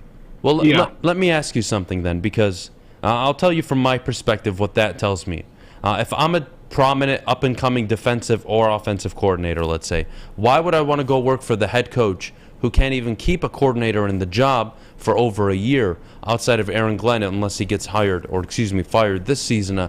For me, that's not something I'm interested or a person I'm interested in working for. And then with Harbaugh, I mean, he committed to Don Brown for 6-7 years, and it wasn't until after the 6th and 7th year that he finally said, you know what, new people, in comes McDonald, new vision, new identity, new swag, new everything about us. But Harbaugh was having success, and it's not like he was a losing coach. Campbell's a losing coach who, he's going to get rid of another defensive coordinator, so he's gotten rid of the 2 original hires. He's now going to bring in new people. I don't see it, Derek. Yeah, well, completely valid point. I guess the only counter that I could push to that is, obviously, he got rid of Anthony Lynn last year, and when he started calling the plays, we saw a big change in the offense. Obviously, he's no longer doing that. You know, the offensive coordinator and Ben seem to be doing pretty well, but he had to get a little bit more involved on there, and maybe he just needs to. He's a younger coach. Obviously, he doesn't have that history like Harbaugh had. If we're gutting out some other stuff, and I hate calling it a rebuild because they ain't rebuilding from anything. But man, they've got to do something. I don't know. Fair enough. Well, look, Derek. I think, I mean, outside of the New England game, you know, the games have been a lot closer than they have in the past. Although you're right, there's no W's in the win column, and that's a problem in this league. Mm-hmm. Yeah, I think, again, I can point to maybe a lot of improvements I've seen. But the problem is when there are no tangible results, Derek, it's hard for me to sit up here and say, oh, yeah, like, you know what, 1-6, 4-19-1, 11-1 on the road. I'm confident in where it's going. I can't lie. I can't do it. No, I'm with you. Like, I don't like telling you this, but Yeah. I know. think it's easy. I think it's easy to want Derek, to move a I different promise direction. you, I would prefer to be up here talking about a 4-3 football team and how Dan Campbell is proving I the know. doubters, and he's looking like he's going in the right direction. Even a 3-4, I mean, Yeah, whatever it is. And Derek, to your point, Yeah. too, about these close games, it'd be nice to have some defensive playmakers that could close these games. I mean, to your point, it's hard when you don't have any talent defensively, but there's also a lot of context with coaching decisions and second half adjustments, which are a problem. But I get where you're going with it. But some of it's also on the players too. I mean, they're a great team. I think, but at the end of the day, you're a professional athlete. Right. I need you to perform and execute the basics. Lining up off sides, that's not a coaching error. Like, that's on the player, man. Like, you learned that in high school football. It is pathetic, again, but I think you would appreciate this, Derek, as yes, the individual player is responsible, but, you know, if a teacher is coaching history class and she has the lowest performing average grade, that is her fault, not the students. Yes, the students may be bad, but you are held accountable at the end of the day, so... Completely fair. All right, well, appreciate you, Derek. Thanks for calling in, buddy. All right, thanks, guys. Take care. You know, one of the other things he said that was interesting was, again, talent and, you know, how far you can get. At the end of the day, whether I like it or not, they're 1-6. I would much rather be talking about a 3-4 or 4-3 football team that looks like they're taking the right steps. They're on pace to win 6-7 football games. Everybody's confident in the build, what the moves are in the offseason. The coach is winning road games. He's closing out these close games. And yeah, you could say you need playmakers to close out these games, but I'm sorry, Jeff. Excuse me? You've been shut out the last 3 halves. I don't think it's a defensive issue. Seems to me like your coach just can't get it all together and happen all at once. And that's why you're losing games, which the head coach is responsible for. Let's go to Craig out in Atlanta. Craig, you're on the morning show. Tell me why anybody, including myself, should believe in Dan Campbell at the moment. You there, Craig? He's cooked. Yep, he's cooked. You hear me? Yep, I hear you now. We can hear you. Okay, yeah. I don't think you should believe in him, and I think we should make a move sooner than later. Keep him as long as we're shopping for a coach, but as soon as we find somebody that we have confidence in, I think we need to pull the trigger. I'm with you. And you know what, Craig? I want to make this comment with you on the phone. We have a lot of good people that tune in. Smart people watch the show. Paul Thomas, for example, says, giving 100% of the blame to Dan, I don't believe is accurate. The GM is ultimately responsible for that record, and that's where I kind of disagree with most people. I want your thoughts. Les Snead was a losing GM prior to Sean McVay. He had 6 consecutive losing seasons, I believe, prior to Sean McVay showing up. Sean McVay showed up. They haven't had a losing season since. So I do not attribute the wins and losses to a GM. I evaluate my GMs on their draft picks, the way they handle the salary cap, where they don't botch it or they fix it like he has done, the trades he makes, the moves he makes, and then ultimately 2 of the most important things a GM can ever do, Craig, hire a head coach and draft a quarterback, which he's yet to do. Yeah, I agree with you 100%. I like Brad Holmes. I like what he's doing out there. I think that he made a good decision with Hockenson. He's never lived up to his draft pick of being a top 10 guy. He was about to ask for top 5 money. So I think that it was a good deal. We gave up, the 2 fourth-rounders for a second and a third, and I think that's going to help. But, yeah, I like Brad. I think that he's, not SOL at all. I think he's a mover and a shaker. I'm glad he's with us. Appreciate it, Craig. Well done. Thank you so much for calling in, buddy. Have a good rest of your day. Appreciate you, Craig. You too. Thank you. All right, we got a few minutes before we have to take a pause, so I want to continue the conversation coming out. All right, we'll continue. We got a few people, Matt, Jason, and Luke on the line. We'll get to all of them. Again, you guys know me. You know me by now. I've used my business reference, typically the Netflix reference.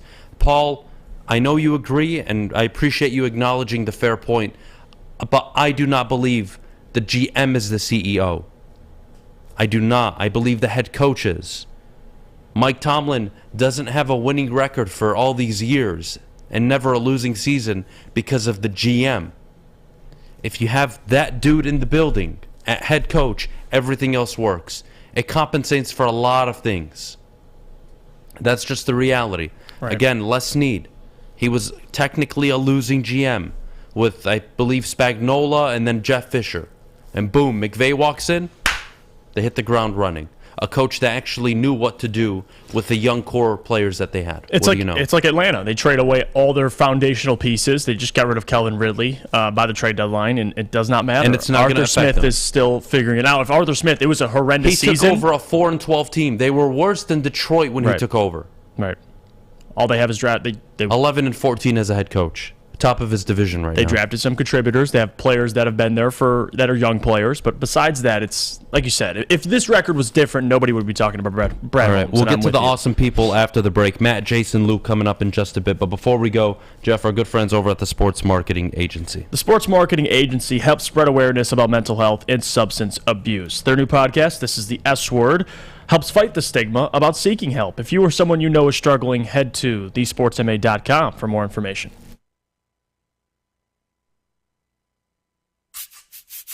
You don't have to go to the beach, man. You don't have to get your butt crack full of sand. You just need a little chili peppers, man, to get that glowing beach chili peppers tan. Woo! With 26 locations in the Metro Detroit area and more coming, Chili Peppers Tanning is where you'll find the cleanest salons in the D. Join the Pepper Club for the best deals on unlimited tanning. Head to chilipepperstanning.com. You just need a little chili peppers, man.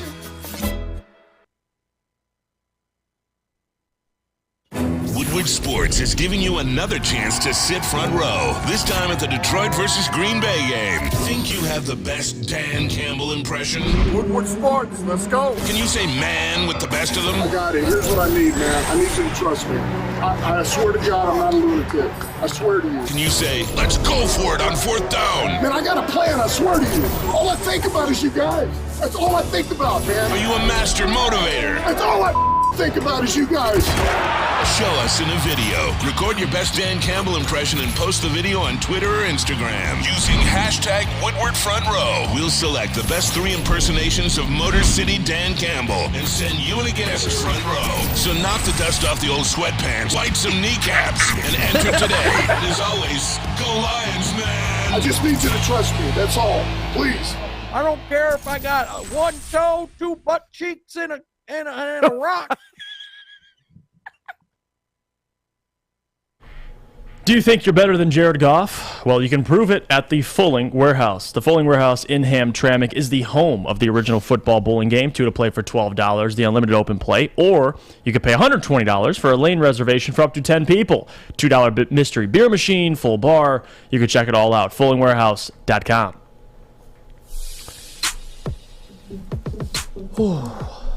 Beautiful Thursday morning. By the way, I made a trade yesterday in my fantasy football league. Oh, boy. I took a risk.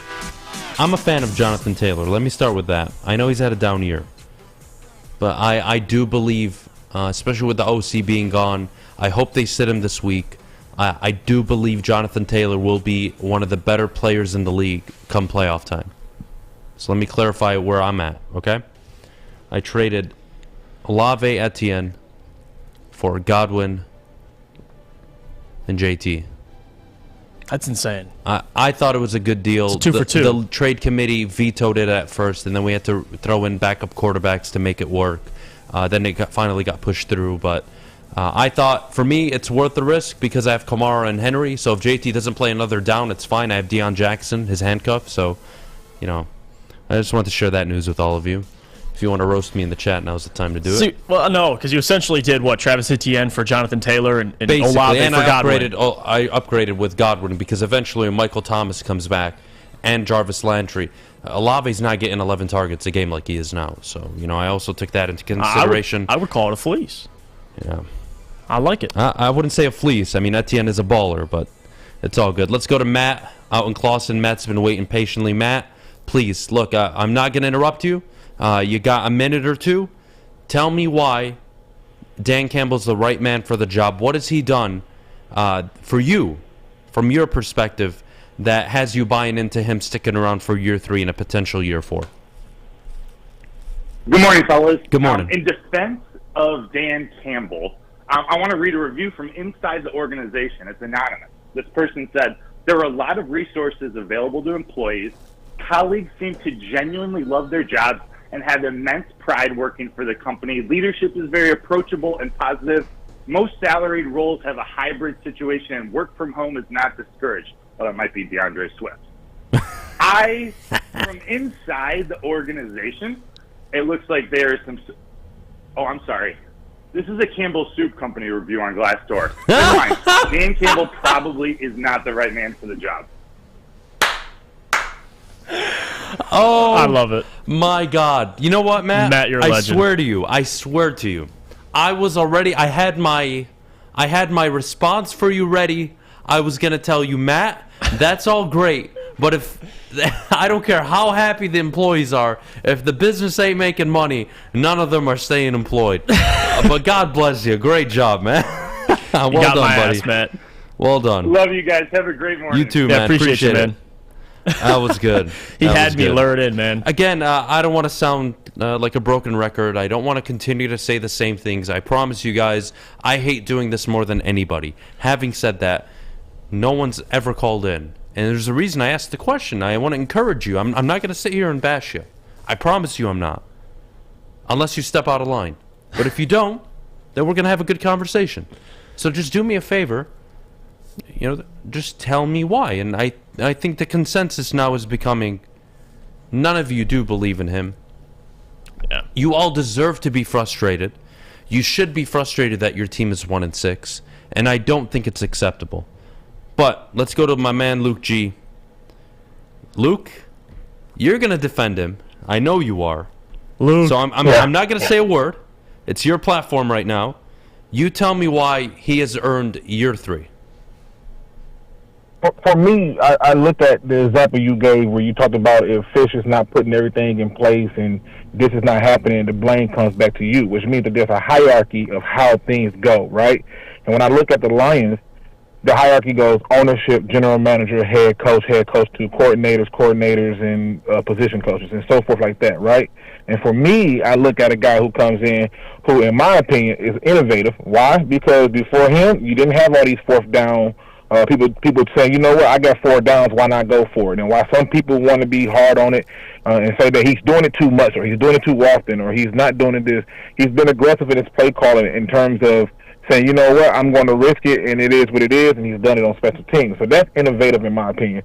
On the top of that, he still has not lost the locker room. And when you look at that part of it, that's a good thing. Whereas we can talk about the people before him, not only lost the locker room, they managed to get people to want to run up out of here. True. And then the last thing I look at is that if you look at any coach and stuff, when you talk about McVay and Snead, which I'll get to that in a second, you look at any coach that's often getting fired, they're getting fired because the side of the ball that they're most responsible for is not performing. And so the side of the ball that he's most responsible and associated with is the offense, and they are performing. When you look at the defensive side of the ball, and you talk about Les Snead had those losing seasons because the coach was the problem at that point, because there was talent there. They had spent big money in free agency. They had brought in draft picks that was going to contribute. What they didn't have was a coach who had common sense to use the talent the right way. You can't make that argument for the Lions. I'm going to push back only a little bit, but I agree on your basis that I do agree that there is some culpability from the top. Don't get me wrong. This isn't 100% on Dan. I don't believe that. But we'll go to the Snead example. It was Sam Bradford, I forget something Davis, I forget the quarterback that was there, and then Nick Foles, Case Keenum, and then rookie Jared Goff, who was 0-7 at the time. I find it difficult. Again, the Rams actually didn't spend big money up until 2017, 2018 when they extended Donald, they extended Goff, they extended some of their players, and just now they spent money on Kupp. Where I'm at, Luke, is, the hierarchy in theory, yes, is owner, GM, head coach. Yes. This GM did not hire this head coach. This head coach was hired before the GM. And at the end of the day, whether it's Mike Tomlin, Andy Reid, you look at all these guys around the NFL, coaching at the end of the day is the most important thing. It's not the GM. Yes, the GM matters, but I promise you it's easier to get any kind of GM in place when there's a solid head coach than vice versa. Because the last thing you want as a GM is a head coach who can't deliver a product. Les Snead was fortunate enough to be in a span where those 4 or 5 years of 4-12, 6-10, 4-12, 7-9, 4-10, or whatever it was, 5-11, I believe, whatever their record was. He was fortunate to still be around, but he was drafting players. He was drafting guys that you saw on the field. He wasn't just spending big money, and the Rams were supposed to be contenders. They weren't. They were 4-12 before Sean McVay showed up. Boom, 1 year turnaround. They did add a few pieces. But again, Luke, I see a coach, to your point, you said he's innovative. He's innovative. What the fuck does that mean when he's 0-11-1? He's 2-10-1 on one possession games, and he's 4-19-1 overall. To me, that's not innovative. That's just a guy that's trying any and everything to win, but he doesn't know how to win. That's just the reality. I think that you make some good points in terms of talking about the coaching stuff, but I think that the part a point that you made that stood out to me was you talked about how they brought in McVay and they added a few pieces and they did it. When you look at this team in the flip-flop version in terms of the Lions, what are the players that they added in? Who's the guy that teams come in on the defense and say, hey, we got a game plan to stop that guy? Because he doesn't exist on the So I Detroit think Lions. this is where we're. I don't think you're understanding me here. And let me just clarify. So I think we're going to be on the same page because I actually agree with you on this. What Brad Holmes has done hasn't been enough talent-wise to win a division. It wasn't good enough to, I believe, really legitimately contend for a wild card. It wasn't enough to be a contender. But it was enough to win 6-7 games, depending on your coach's ability. And right now you are 1-6. That's why I am where I am at. If they are 3-4 right now, I don't think you're calling in right now and any of us are having a conversation about the head coach or the GM. If anything, we're talking about them being on track. This is what they're supposed to be doing. 6-7 wins this season. And then next year you see them take the leap where not only are they going to be contending for a wild card spot, but they should be contending for their division, if not losing it by a game and a half, 2 games at most. So that's where I'm at. I'm not expecting a playoff berth or a contender or anything like that, Luke. I am simply seeing a coach who's on pace to win less than 3 games. And they were projected to win 6.5. I see underachieving in Detroit. I don't see just, the GM didn't do enough. That is technically correct. And some of his players have been hurt, yes. But he's also brought you 5, 6, 7 starters just from the draft. And on top of it, I'm sorry, you're having Michigan fans yell at this guy for 6-7 weeks saying, stand 8 and up, stand 8 and up. That's where he's best. And then what do you know? The 1 week they do it, he has an 85 PFF grade when in 2-point stance and a 45 grade when he's in 3-point stance. So what a surprise. I mean, again, that's where I'm getting frustrated, Luke. Just so you know, I do agree on the talent side, but I don't have the expectation that they were going to win the division, let alone contend for it. Well, I mean, listen, again, not splitting hairs or anything, but just saying, if you look at this team as a whole, right? Like, and I get what you're saying about the, having them stand up in the 2-point, but again, who brings in a 3-4 guy for a supposed 4-3 defense? Like, he changed it though. He allowed it to be changed when Dorsey left. No, well, he did. No. He did allow for it to be changed, but my issue is this: if I ask, let's say for example, if you say, hey, Luke, I want you to come to my house. I'm going to cook you anything. I just want you to bring the groceries. I'll give you tell you what I need. And I say, yeah, I want you to make me tomato soup. And you say, all right, I'm going to make you tomato soup, Luke. Just bring me some tomatoes, some basil, a little bit of olive oil. I got you. You're going to have the best tomato soup of your life. And I put it to your house with potatoes and lemons. As the chef, you're going to say to yourself, what the hell is this? And how do I make tomato soup out of potatoes and lemons? The analogy is perfect, but it doesn't make sense in the NFL because I see coaches in the NFL taking the lemon, taking ginger, and taking my piss and turning it into a 4-4 team right now like the Atlanta Falcons are. But with talent, though. What do you mean? What talent, Luke? They don't have a better offensive line than Detroit. They don't have a better quarterback than Detroit. They don't have a better backfield. They don't have a better wide receiving core. They only have a better edge rusher in Grady, I believe. They have A.J. Terrell, who was a first-round pick 4 or 5 years ago. He's solid as well. And everything else is not good. Atlanta is not good. The Giants are not good. Seattle are not good. But their coaches are having their players play above their level, which is something, what a shocker, we don't expect here in Detroit. But Adam, I think the part that you're missing is whenever you hear any person call in and complain, they're not complaining about the offense. They're complaining about the defense. And even when you name the Falcons, there are players on the Falcons that teams come into and say, hey, we have the game plan to beat these guys. I addressed that earlier, a single person and I'll tell you why. On this team. I addressed it earlier, and I'll tell you I'll give you the 7 worst teams in pass coverage in the NFL right now. You ready for this? The 1-6 Lions. But it's not the 7 worst, though. The 3-5 Cardinals, the 5-3 Dolphins, the 6-2 Giants, the 6-1 Vikings, and the 4-4 Falcons. Those are the 6 worst coverage teams in the NFL. The 6 worst defensive run defense teams: the Texans 1-5, the Bears 3-5, the Browns 3-5, the Cowboys 6-2, the Cardinals 3-5, the Lions 1-6, the Giants 6-2 in that order.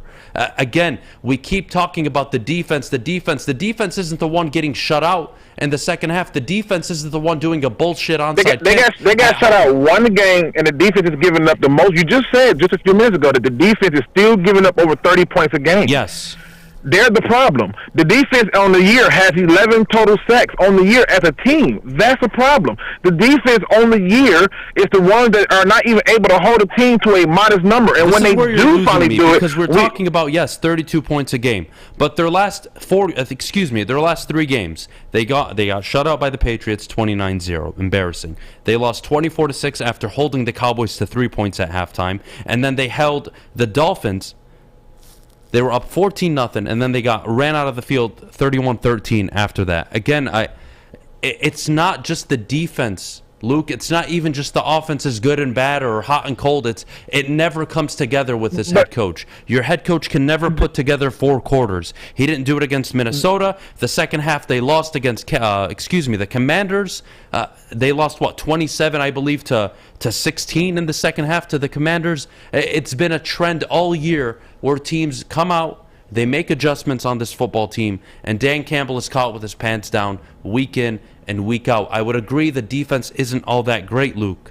But again, we're going to keep going back to the same point, which is your head coach is responsible. We're not going to go back to the same point. I just think that when you name those people that's in the bottom of the run defense, and when you name those teams that's in the bottom of the pass defense, I guarantee you can also name that they have at least 1 or 2 people that people game plan for. And when you go and look at the Lions, I'm asking you right now, just in general, who are the people that teams come into when playing the Lions defense and say, I got a game plan to stop those 2 people? Who are they? There's nobody right now.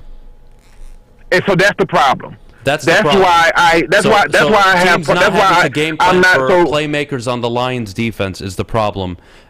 You know what? I'm going to leave it there. The fact that they don't have anybody I to do do believe you're overlooking a lot of factors that go into the game. You're looking at, yes, the defense doesn't have a significant advantage, but what? Teams are going against A.J. Terrell and saying, oh, man, if we can't throw in his direction, or they're saying, man, Grady on the edge for Atlanta, he's a real problem. Why don't you go to Seattle? Who is Seattle's defense? Who are you game planning for Seattle? They're starting Boye Mafe on the edge, 2 rookie tackles, a rookie corner. I'm not seeing it. A young safety. I don't want to hear the Lions don't have enough, or that the Lions are the excuse, or their defense. I don't want to hear it, because your head coach is responsible to get more out of his players. When we get back, we'll continue the conversation. Phone lines are jam-packed and full. Shout out to Luke. Great job, Luke, by the way. Well done, buddy. Appreciate the call. Great job as always. When we get back, we'll discuss the Lions a little bit more, and then I want to switch back around 9:40 to Dwane Casey and the Detroit Pistons and what's going on there. But before we go, I got to tell you about where I got my haircut over the weekend, and that was at Lady Jane's Haircuts for Men. Open 10 to 8, 7 days a week. Walk in anytime. Their exceptional stylists will take care of you like they take care of me. Again, no appointment necessary. Hot leather neck shaves. They trim you up. They make you feel good. They do a great job taking care of your hair. They're experts in the business. Check them out. Lady Jane's. It's wicked awesome. The sports marketing agency would not be who we are without great community partners like Higuera Health and Carol Zuniga. It's an awesome opportunity to partner with your organization. Higuera Health is a comprehensive behavioral health organization. We serve children through older adults with mental health, substance use, and developmental disabilities across Western Wayne counties, and really excited to now be in downriver communities as well. Give us a call at 734-458-4601. Introducing the Planet Fitness Guide to getting that post-workout glow. Step 1, what's your why? More epic energy, better sleep, blow off steam? Step 2, join Planet Fitness for just $10 a month and get moving in our clean and spacious clubs. Step 3, bask in that post-workout glow. Join Planet Fitness today for just $10 a month. Join today at any of the 50-plus Detroit area locations.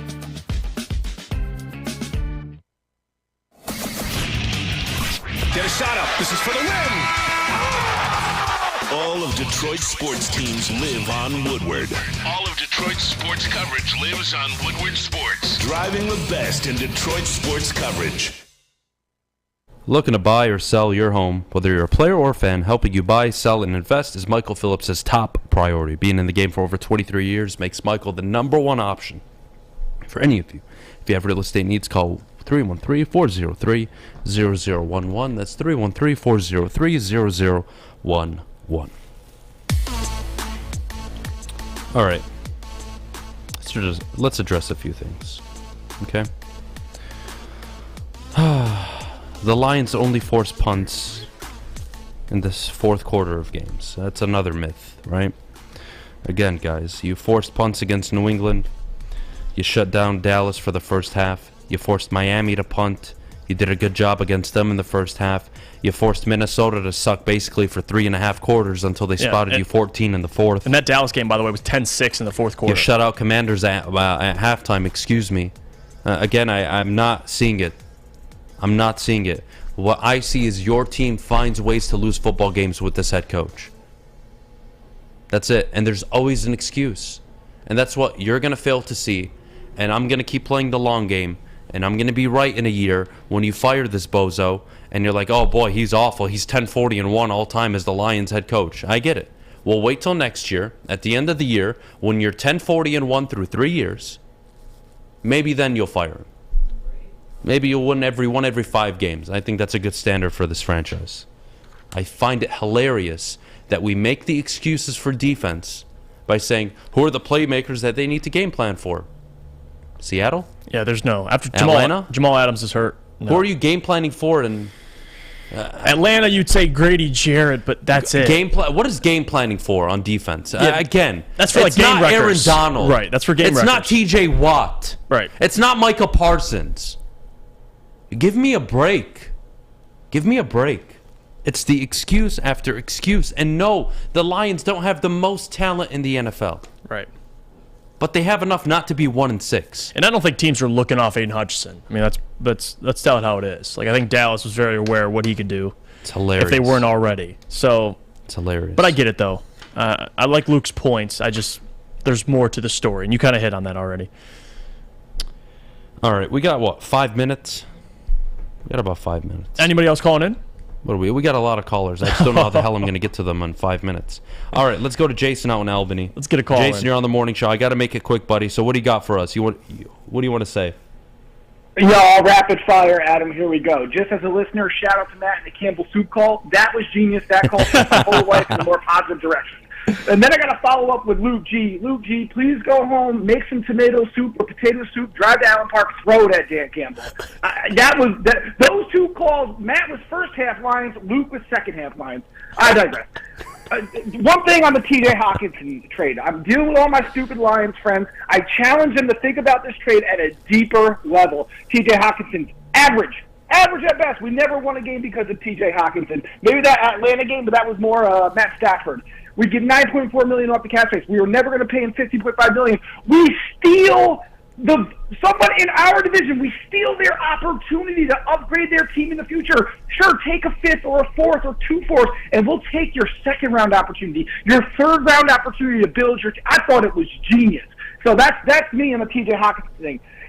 Listen, Brad Holmes knows every GM, they want to hire their coach, they want to get their quarterback, they want to execute their vision. I think Brad Holmes is a genius. I think he knows right now Dan Campbell should be fired. Where I will be really concerned, and where you should be, and Lions Nation should be really concerned, if he's not fired at the end of this year, because that will tell me that Brad Holmes is not in control of the decisions. It's Disner, it's Spielman, it's Rod Wood, and it's Sheila. And if this guy's around for next year, I will lose faith in He will what be, the Jason. organization He did. will be, because Rod Wood is the one in charge. Adam, kill me. I'm going to jump off my roof. Jump off my roof. Send me the address, and I'll be there with you, buddy, because Rod Wood isn't going anywhere. Appreciate the call, Jason. Great job, buddy. And the fact that Brad mentioned, too, at the press conference yesterday when he had a little scrum with all the reporters, he says he has to answer to Sheila and Rod Wood. Yeah, Rod Wood and Chris Spielman are the guys that, again, I'd rather that's be your leadership Spielman group. And Sheila. The fact Ford's that going to Ford. Your head coach is a bum, and I know you won't acknowledge it because there are some valid excuses, but they're just excuses at the end of the day. If you told me I only had eggs, pepper, and seaweed, I would figure out a way to make a good dish. I'd find a way. Maybe I wouldn't use some of the pieces. Who knows? Dan Campbell hasn't coached up his talent. He hasn't. Right. On the defensive side of the ball, he's failed to do so. On the offensive side of the ball, they've been turnover prone all year. The team makes mistakes, they commit penalties, they shoot themselves in the foot, and they don't know how to play timely defense. They hold Dallas to 3 points. Dallas goes into the half. What are the Lions doing? Here's how we're going to adjust. They come out, they dominate the Lions. And what do the Lions do? Guys, we're doing a great job. Let's keep it up. Do the same exact thing. Do not change. Everything is going to be okay. Boom, 24-6. What do you know? Hey, you can get me the patties. If you don't get me the buns, I'll just use bread. All right? We don't need all the groceries. We can make the most out of what we got. Again, all I hear is excuses. Right. And I'm sorry. You may not like it. You may think it's too harsh. This head coach is responsible for everything that happens on the football field. Just like Mike Tomlin is. Yeah. Just like Bill Belichick That's is. his job. Just like Andy Reid is. And you know what? When the Chiefs get the ball in the playoffs last season and they have 13 seconds to get a field goal, it's not the Bills' defense. The Bills' defense. Sean McDermott's held accountable at the end of the day. That's who's held accountable. Especially when Dan isn't calling plays for either side of the ball. Like Ben's calling plays for offense. You have AG calling plays for defense. He oversees all of it. So Jason did a great job. Give him credit for the offense. I agree with everybody over at woodwardsports.com in the chat. Well done. Jason was a great call. Matt and the Campbell Soup. We might have to do something with that. That's a great call. We'll take a break. When we get back, let's talk some Pistons. Let's talk about something not as depressing, not as pathetic, not as dysfunctional. So we'll get to Pistons talk in just a bit, but before we do, Jeff, our good friends over at Cintron. Cintron is the official energy drink of the Red Wings. Cintron has combined all three of their delicious flavors into a limited edition 6-pack sampler box. Try Cintron's great tasting cranberry, classic, and sugar-free all in one pack. If you're watching on woodwardsports.com, you can see the visual. The box is beautiful. Pre-order your Cintron 6-pack sampler box today at cintronworld.com/Red Wings. Get energized with Cintron. Woodward Sports is giving you another chance to sit front row, this time at the Detroit versus Green Bay game. Think you have the best Dan Campbell impression? Woodward Sports, let's go. Can you say man with the best of them? I got it. Here's what I need, man. I need you to trust me. I swear to God, I'm not a lunatic. I swear to you. Can you say, let's go for it on 4th down? Man, I got a plan, I swear to you. All I think about is you guys. That's all I think about, man. Are you a master motivator? That's all I think about is you guys. Show us in a video. Record your best Dan Campbell impression and post the video on Twitter or Instagram using hashtag #WoodwardFrontRow. We'll select the best 3 impersonations of Motor City Dan Campbell and send you and a guest front row. So knock the dust off the old sweatpants, light some kneecaps, and enter today. And as always, go Lions, man. I just need you to trust me. That's all. Please. I don't care if I got one toe, 2 butt cheeks, and a rock. Hi, I'm John from Better Rate Mortgage, and to me, family is more than blood. That's why I have the biggest family in Metro Detroit. If you're looking to buy a house or refinance and need a loan, come get treated better than family by me and our entire team here at Better Rate Mortgage. We pride ourselves on giving you better advice, better service, and a better loan experience. That's why we are Better Rate. If you're looking for a new mortgage, come get treated like family. Actually, better with Better Rate Mortgage. Visit us at mybetterrate.com or call at 248-480-4467 today. You have an opinion? Make sure it's seen and heard. Tweet us, hop on the YouTube chat, slide in the DMS at Woodward Sports on all social media. If you're looking to change your body and really evolve yourself and put yourself in a position to just feel better overall, healthier, be able to go out more, take more walks, really do more with your life, Custom Health Centers has the best approach for custom weight loss. Whether it's 20 or 120 pounds, their specialists know how to execute and do it in a healthy way. So check them out. Start today by calling Dr. Jason Custom Health Centers at 844-789-THIN. That's 844-789-THIN. Do you need a hug, Adam? I feel like you need a hug. Me? Yeah, you.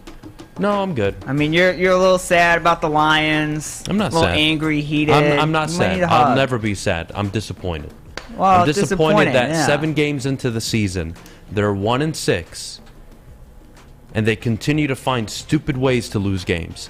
Whether it's historically blowing a lead, whether it's calling a stupid timeout, or maybe, I don't know, an onside kick. Maybe it's blowing a fourth quarter lead and getting shut out in the fourth. Maybe it's 3 consecutive weeks of being shut out in the second half. And they hit rock bottom. It's always something. They hit rock bottom. I'm disappointed. I'm not sad. I'm disappointed Okay. because they are better than their record. Are they, though? They are. Okay. If the Falcons are 4-4, the Lions have no business being 1-6. Yeah. It's that simple. I mean, they still have predicted us to 6 wins, which I found hard to Yeah, believe. and they're on pace but to win less than 3, buddy. How does that work? I don't know. Is 3-14 progress this year? No. Okay, thank you. We were 3-13-1 last year. At least you had the tie.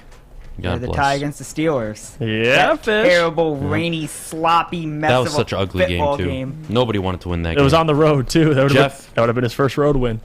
Jeff, Pistons, not good. It's not looking good.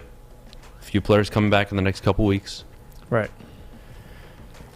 If you were to take their pace right now, they're on pace to win 20 games. 20-62, I don't think. We got people already angry on the Twitters. It's They need progress. to relax. They have a lot of time to turn it around. They'll go through ebbs and flows. They'll go through losing streaks, and I do believe they'll go through winning streaks. Where are you at with the Pistons right now? I'm not concerned because this is kind of exactly where I thought they'd be. There's going to be times, and I'll say it again, that it's going to get ugly. There's going to be times that you're impressed with this team. And I'm going to keep repeating this stat that I pulled up probably about a week ago on the show if you were tuning in, comparing this team to the 2019-2020 Memphis Grizzlies. 27.5 over-under. Pistons were 29.5. They started the season 2-7. The Pistons are currently 2-7. Opponents scored 483 points through their first 4 games. That was the same number as the Pistons through their first 4 games. But the difference is the Memphis Grizzlies finished 34-39. Now, do I think the Pistons will have that many wins? I don't know. But the point is I'm not concerned. I think this year is more so on player development.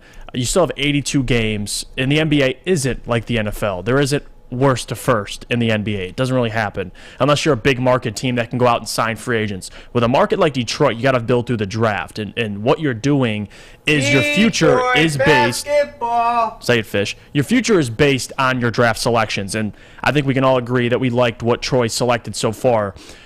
But kind of like Brad Holmes, Troy hasn't gotten to spend money yet, right? You're extended Bojan Bogdanovic, but this offseason is going to be really important because you're going to be able to see what steps they take, how aggressive Troy is in free agency or in the trade market.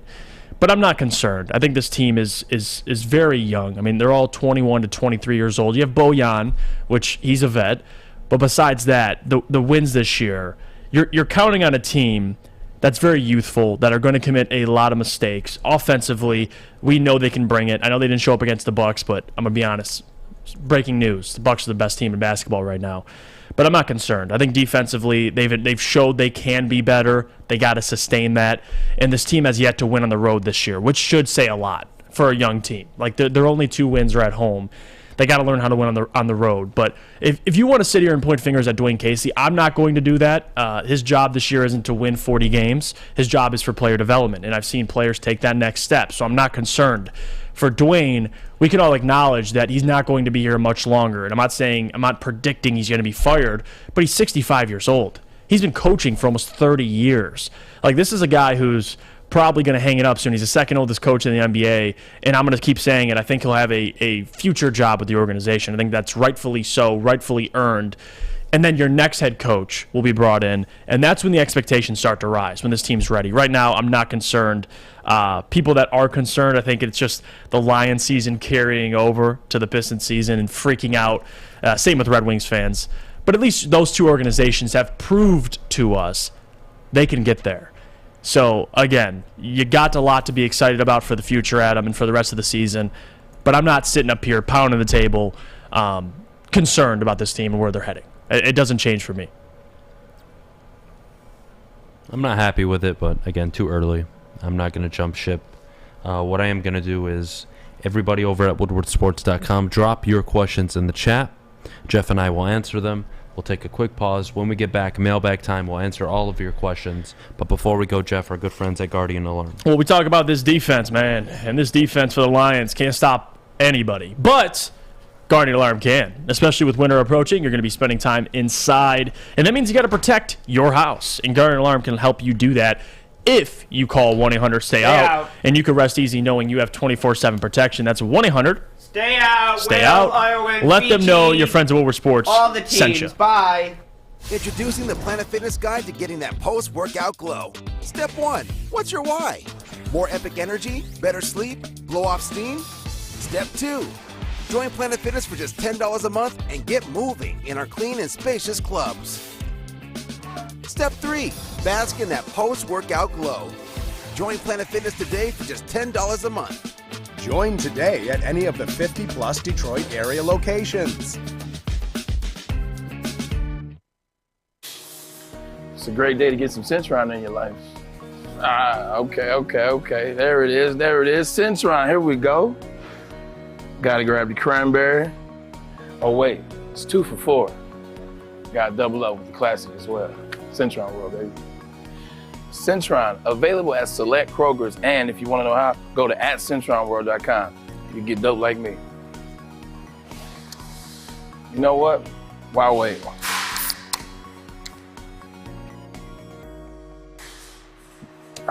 Great taste, guaranteed.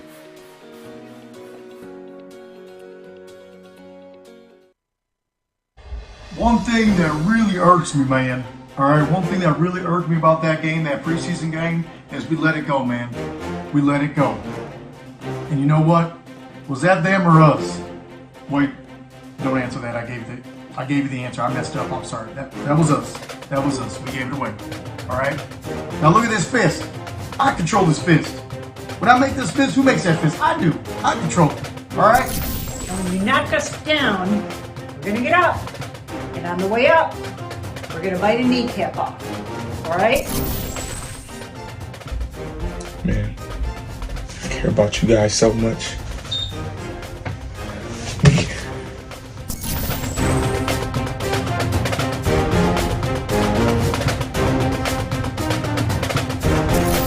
Had to let go of AP. You know, I wish him the best, him and his family, but business is business. Aaron Glenn, you might be next on the list.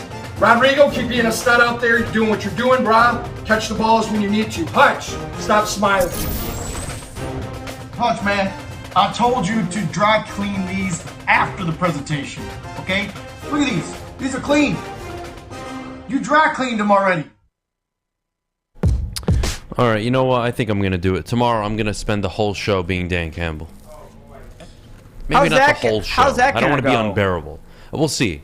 But I am going to do it. He's got to say man. Tomorrow, man, we'll be doing our best Dan Campbell impression. Man. And I hope one of you win. So 3 pairs of tickets we're giving away, front row. Tomorrow. Detroit versus Green Bay. Tomorrow the winner will be announced. Yeah. Submit your entries, Twitter, TikTok, or Instagram.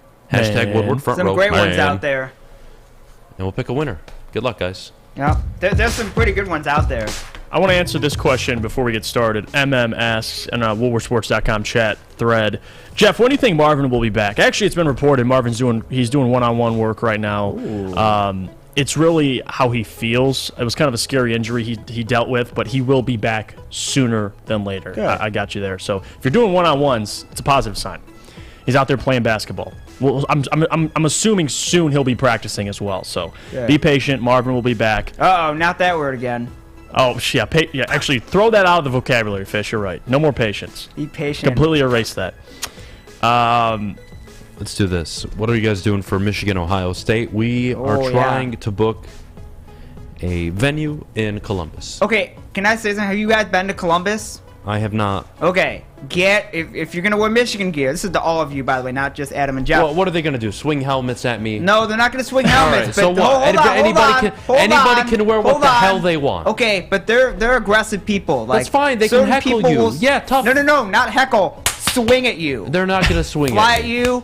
You'll notice all the M's are X'd off on like that's buildings fine. and restaurants. You know what? Then when we go down there, I'm going to wear Michigan gear. Okay. And I'm going to dare anybody to try that I just say, crap. if you come in Monday with a black eye, warning you because it's ruthless out Fish, there. why don't we send you as like the Buddy, peacemaker? there is no logical reason for anybody to just swing at people because they don't like the jersey they're wearing. That makes no sense. People swing for wearing the same jersey. That's so stupid. They're fighting. We're part of the same Well, I've never been to team. Columbus, so maybe you're right, buddy. Maybe they are just a bunch of idiots. Fish? Why do you think I don't I'm like the just state of saying. Ohio? Bunch of idiots, Oh, zero that's class, not true. zero IQ. Well, I didn't say zero bunch class. of idiots. Bunch of idiots. No, bunch but of they idiots. care about the game. Like Ohio State, Michigan's a big rivalry down there. Like Bunch they of care. idiots. That's great. That's great. I'm I gonna just wear want you to be Ohio these prepared. nuts. I'm gonna wear an Ohio these And nuts. when Ohio shirt. State's beat Michigan, be prepared to get punched Well, even more you know because what? your Ohio team. State haven't beaten Michigan in almost 1,000 days. So how about that one? Okay, Fair? well that's Cool. fine, but it's coming up pretty. Shut the hell up, pretty Fish. soon. Shut the hell up. Okay, just warning you. Mute your mic. I love you. I want you to be happy. I don't want you to come back with a black eye, bloody nose, Buddy, I'm down Tell for me it. I was Whatever right. happens, happens. because you wore a Michigan jersey and I told you not to. Just prepare yourself. Shut the hell up, Fish. Thank you, buddy. All right, let's see what questions we have in the chat. Jeff, am I missing anything? And well, Jack asks, Mailbag, Georgia versus Tennessee, what's your pick? Where are you going with? Favorite for tomorrow. Seven of the top 12 teams in college football. Among them, only one have lost, or excuse me, of them, all of the teams that have lost, 6 of the 7 have lost on the road. The only team that won at home, I believe, was was Bama, if I recall. No, they lost on the road. They lost went on to the Tennessee. road. Yeah. Who won it? Who lost at home? One of the teams. I forget who it is. Regardless, there's only one team in the top 12 with a loss on the road, or excuse me, at home. That's it. Yeah. Everybody else loses on the road. I really want Tennessee to win. I really do. Georgia winning this game. Yeah, I'm with you. Georgia winning this game. I think they get their first loss on the road. Georgia will beat them. I still think Georgia's probably right now edging them for the best team, but Tennessee with Hendon Hooker, if he beats Georgia, just put the Heisman Trophy in his mailbox. Like just get it to him already. It's over. Would it be a Lions thing to do to win a handful of games to end the year and lose the number 1 pick? You did that last You know year. what? I don't even care because they're going to lose games regardless because their head coach does not know how to coach 4 quarters. It's that simple. You can bring up talent. You can bring up God. You can bring up Gandhi, Martin Luther King, Malcolm X. You can bring up whoever you All want. the John F. leaders. Kennedy. You can bring up any and everybody. Jesus Christ himself.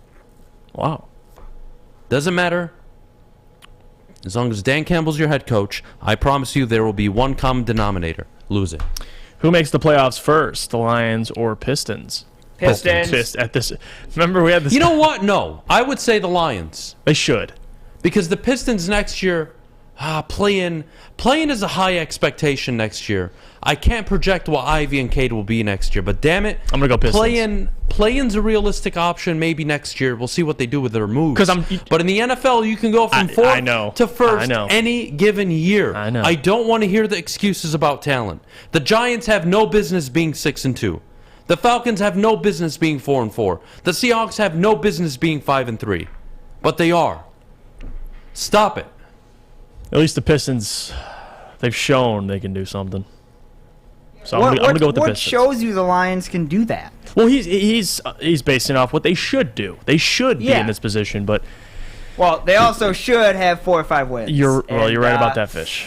You're right about Ooh, that. they have one. Luke, they you know got I the appreciate you, Packers. buddy. I Ouch. appreciate you being in the chat this morning. But I just want you to know, My soul hurts. statistically, just so you know, having the first overall pick is more valuable than the 5th overall pick. Having the 3rd overall pick is more valuable than having the 7th overall pick. If you don't believe me, the 49ers gave up 3 first-round picks to move from, I believe, 11 to 3 to draft Trey Lance. Yes, it matters where you draft. The value is significantly higher, especially in a class where people expect 2, maybe even 3 quarterbacks to go in the top 5. So do me a favor. Don't be ignorant. I know you don't like Brad Holmes. That's fine. No problem. You don't like him, fair game. You don't like some of his moves, fair game. You can hold him accountable for that. But at the end of the day, your head coach sucks donkey balls. And you won't admit it. You'll hide behind talent, and you'll hide behind all the moves that Brad Holmes didn't make to appease Dan Campbell. Let's see what else we got here in the chat. Jesse asks, guys, are we ready to see Brad and MCDC fired by after year 3 by Rod and this family? Then Brad gets hired by another team and makes them good because that would happen to us. I'm ready to see Rod and Spielman go. Why don't you like Spielman? It's a joke operation. Well, I don't think Spielman's as involved as probably you think. Mr. Spielman is the one who came out not too long ago and said, it is my honor to serve the Detroit Lions again, and I guarantee you, sooner than later, well, he came out last you year will and said have that what you want, which we all want. Yep. Something like that, paraphrasing. He came out last year. Well, he's probably approaching it like you. Like, they should be in this position. You know? Like, Chris is like, hey, you should. Yeah. It's a joke. Should have 3 to 4 wins. Right on, Fish. Maybe 6. Right on, Fish. Although apparently they still trade Hockenson away at 6-1, which Adam, you gonna bring a venti coffee tomorrow? Yes, I am, but not from Starbucks. Oh, I'm not a supporter of Starbucks coffee. Or Birmingham roast. Yeah, Birmingham roast. How do you know? Birmingham roast and Royal Oak roast. Actually, not a fan of supporting Starbucks. By the way, Columbus is a nice city, though. Shut the hell up, Fish. Oh, okay, screw Columbus. cool. Nobody likes Ohio. Okay, we're out. hold Shut on. the hell You say up, screw Fish. Columbus. Shut You're the going hell down up. there. You're going Shut down the there. Fish, shut the fuck up. We are done for today. That's it for the Morning Woodward Show. Thank you to everybody who joined in this morning. For everybody over at woodwardsports.com, if you have some time, go check out all the latest news and articles that are being published daily by our awesome team of staff writers. We will see you all tomorrow. I'm dressing up as Dan Campbell, man, and it's going to be a fun show. Can't wait. We'll preview the game. Michigan State also playing this weekend. A lot of good matchups. We'll go around college football. We'll go around the NFL.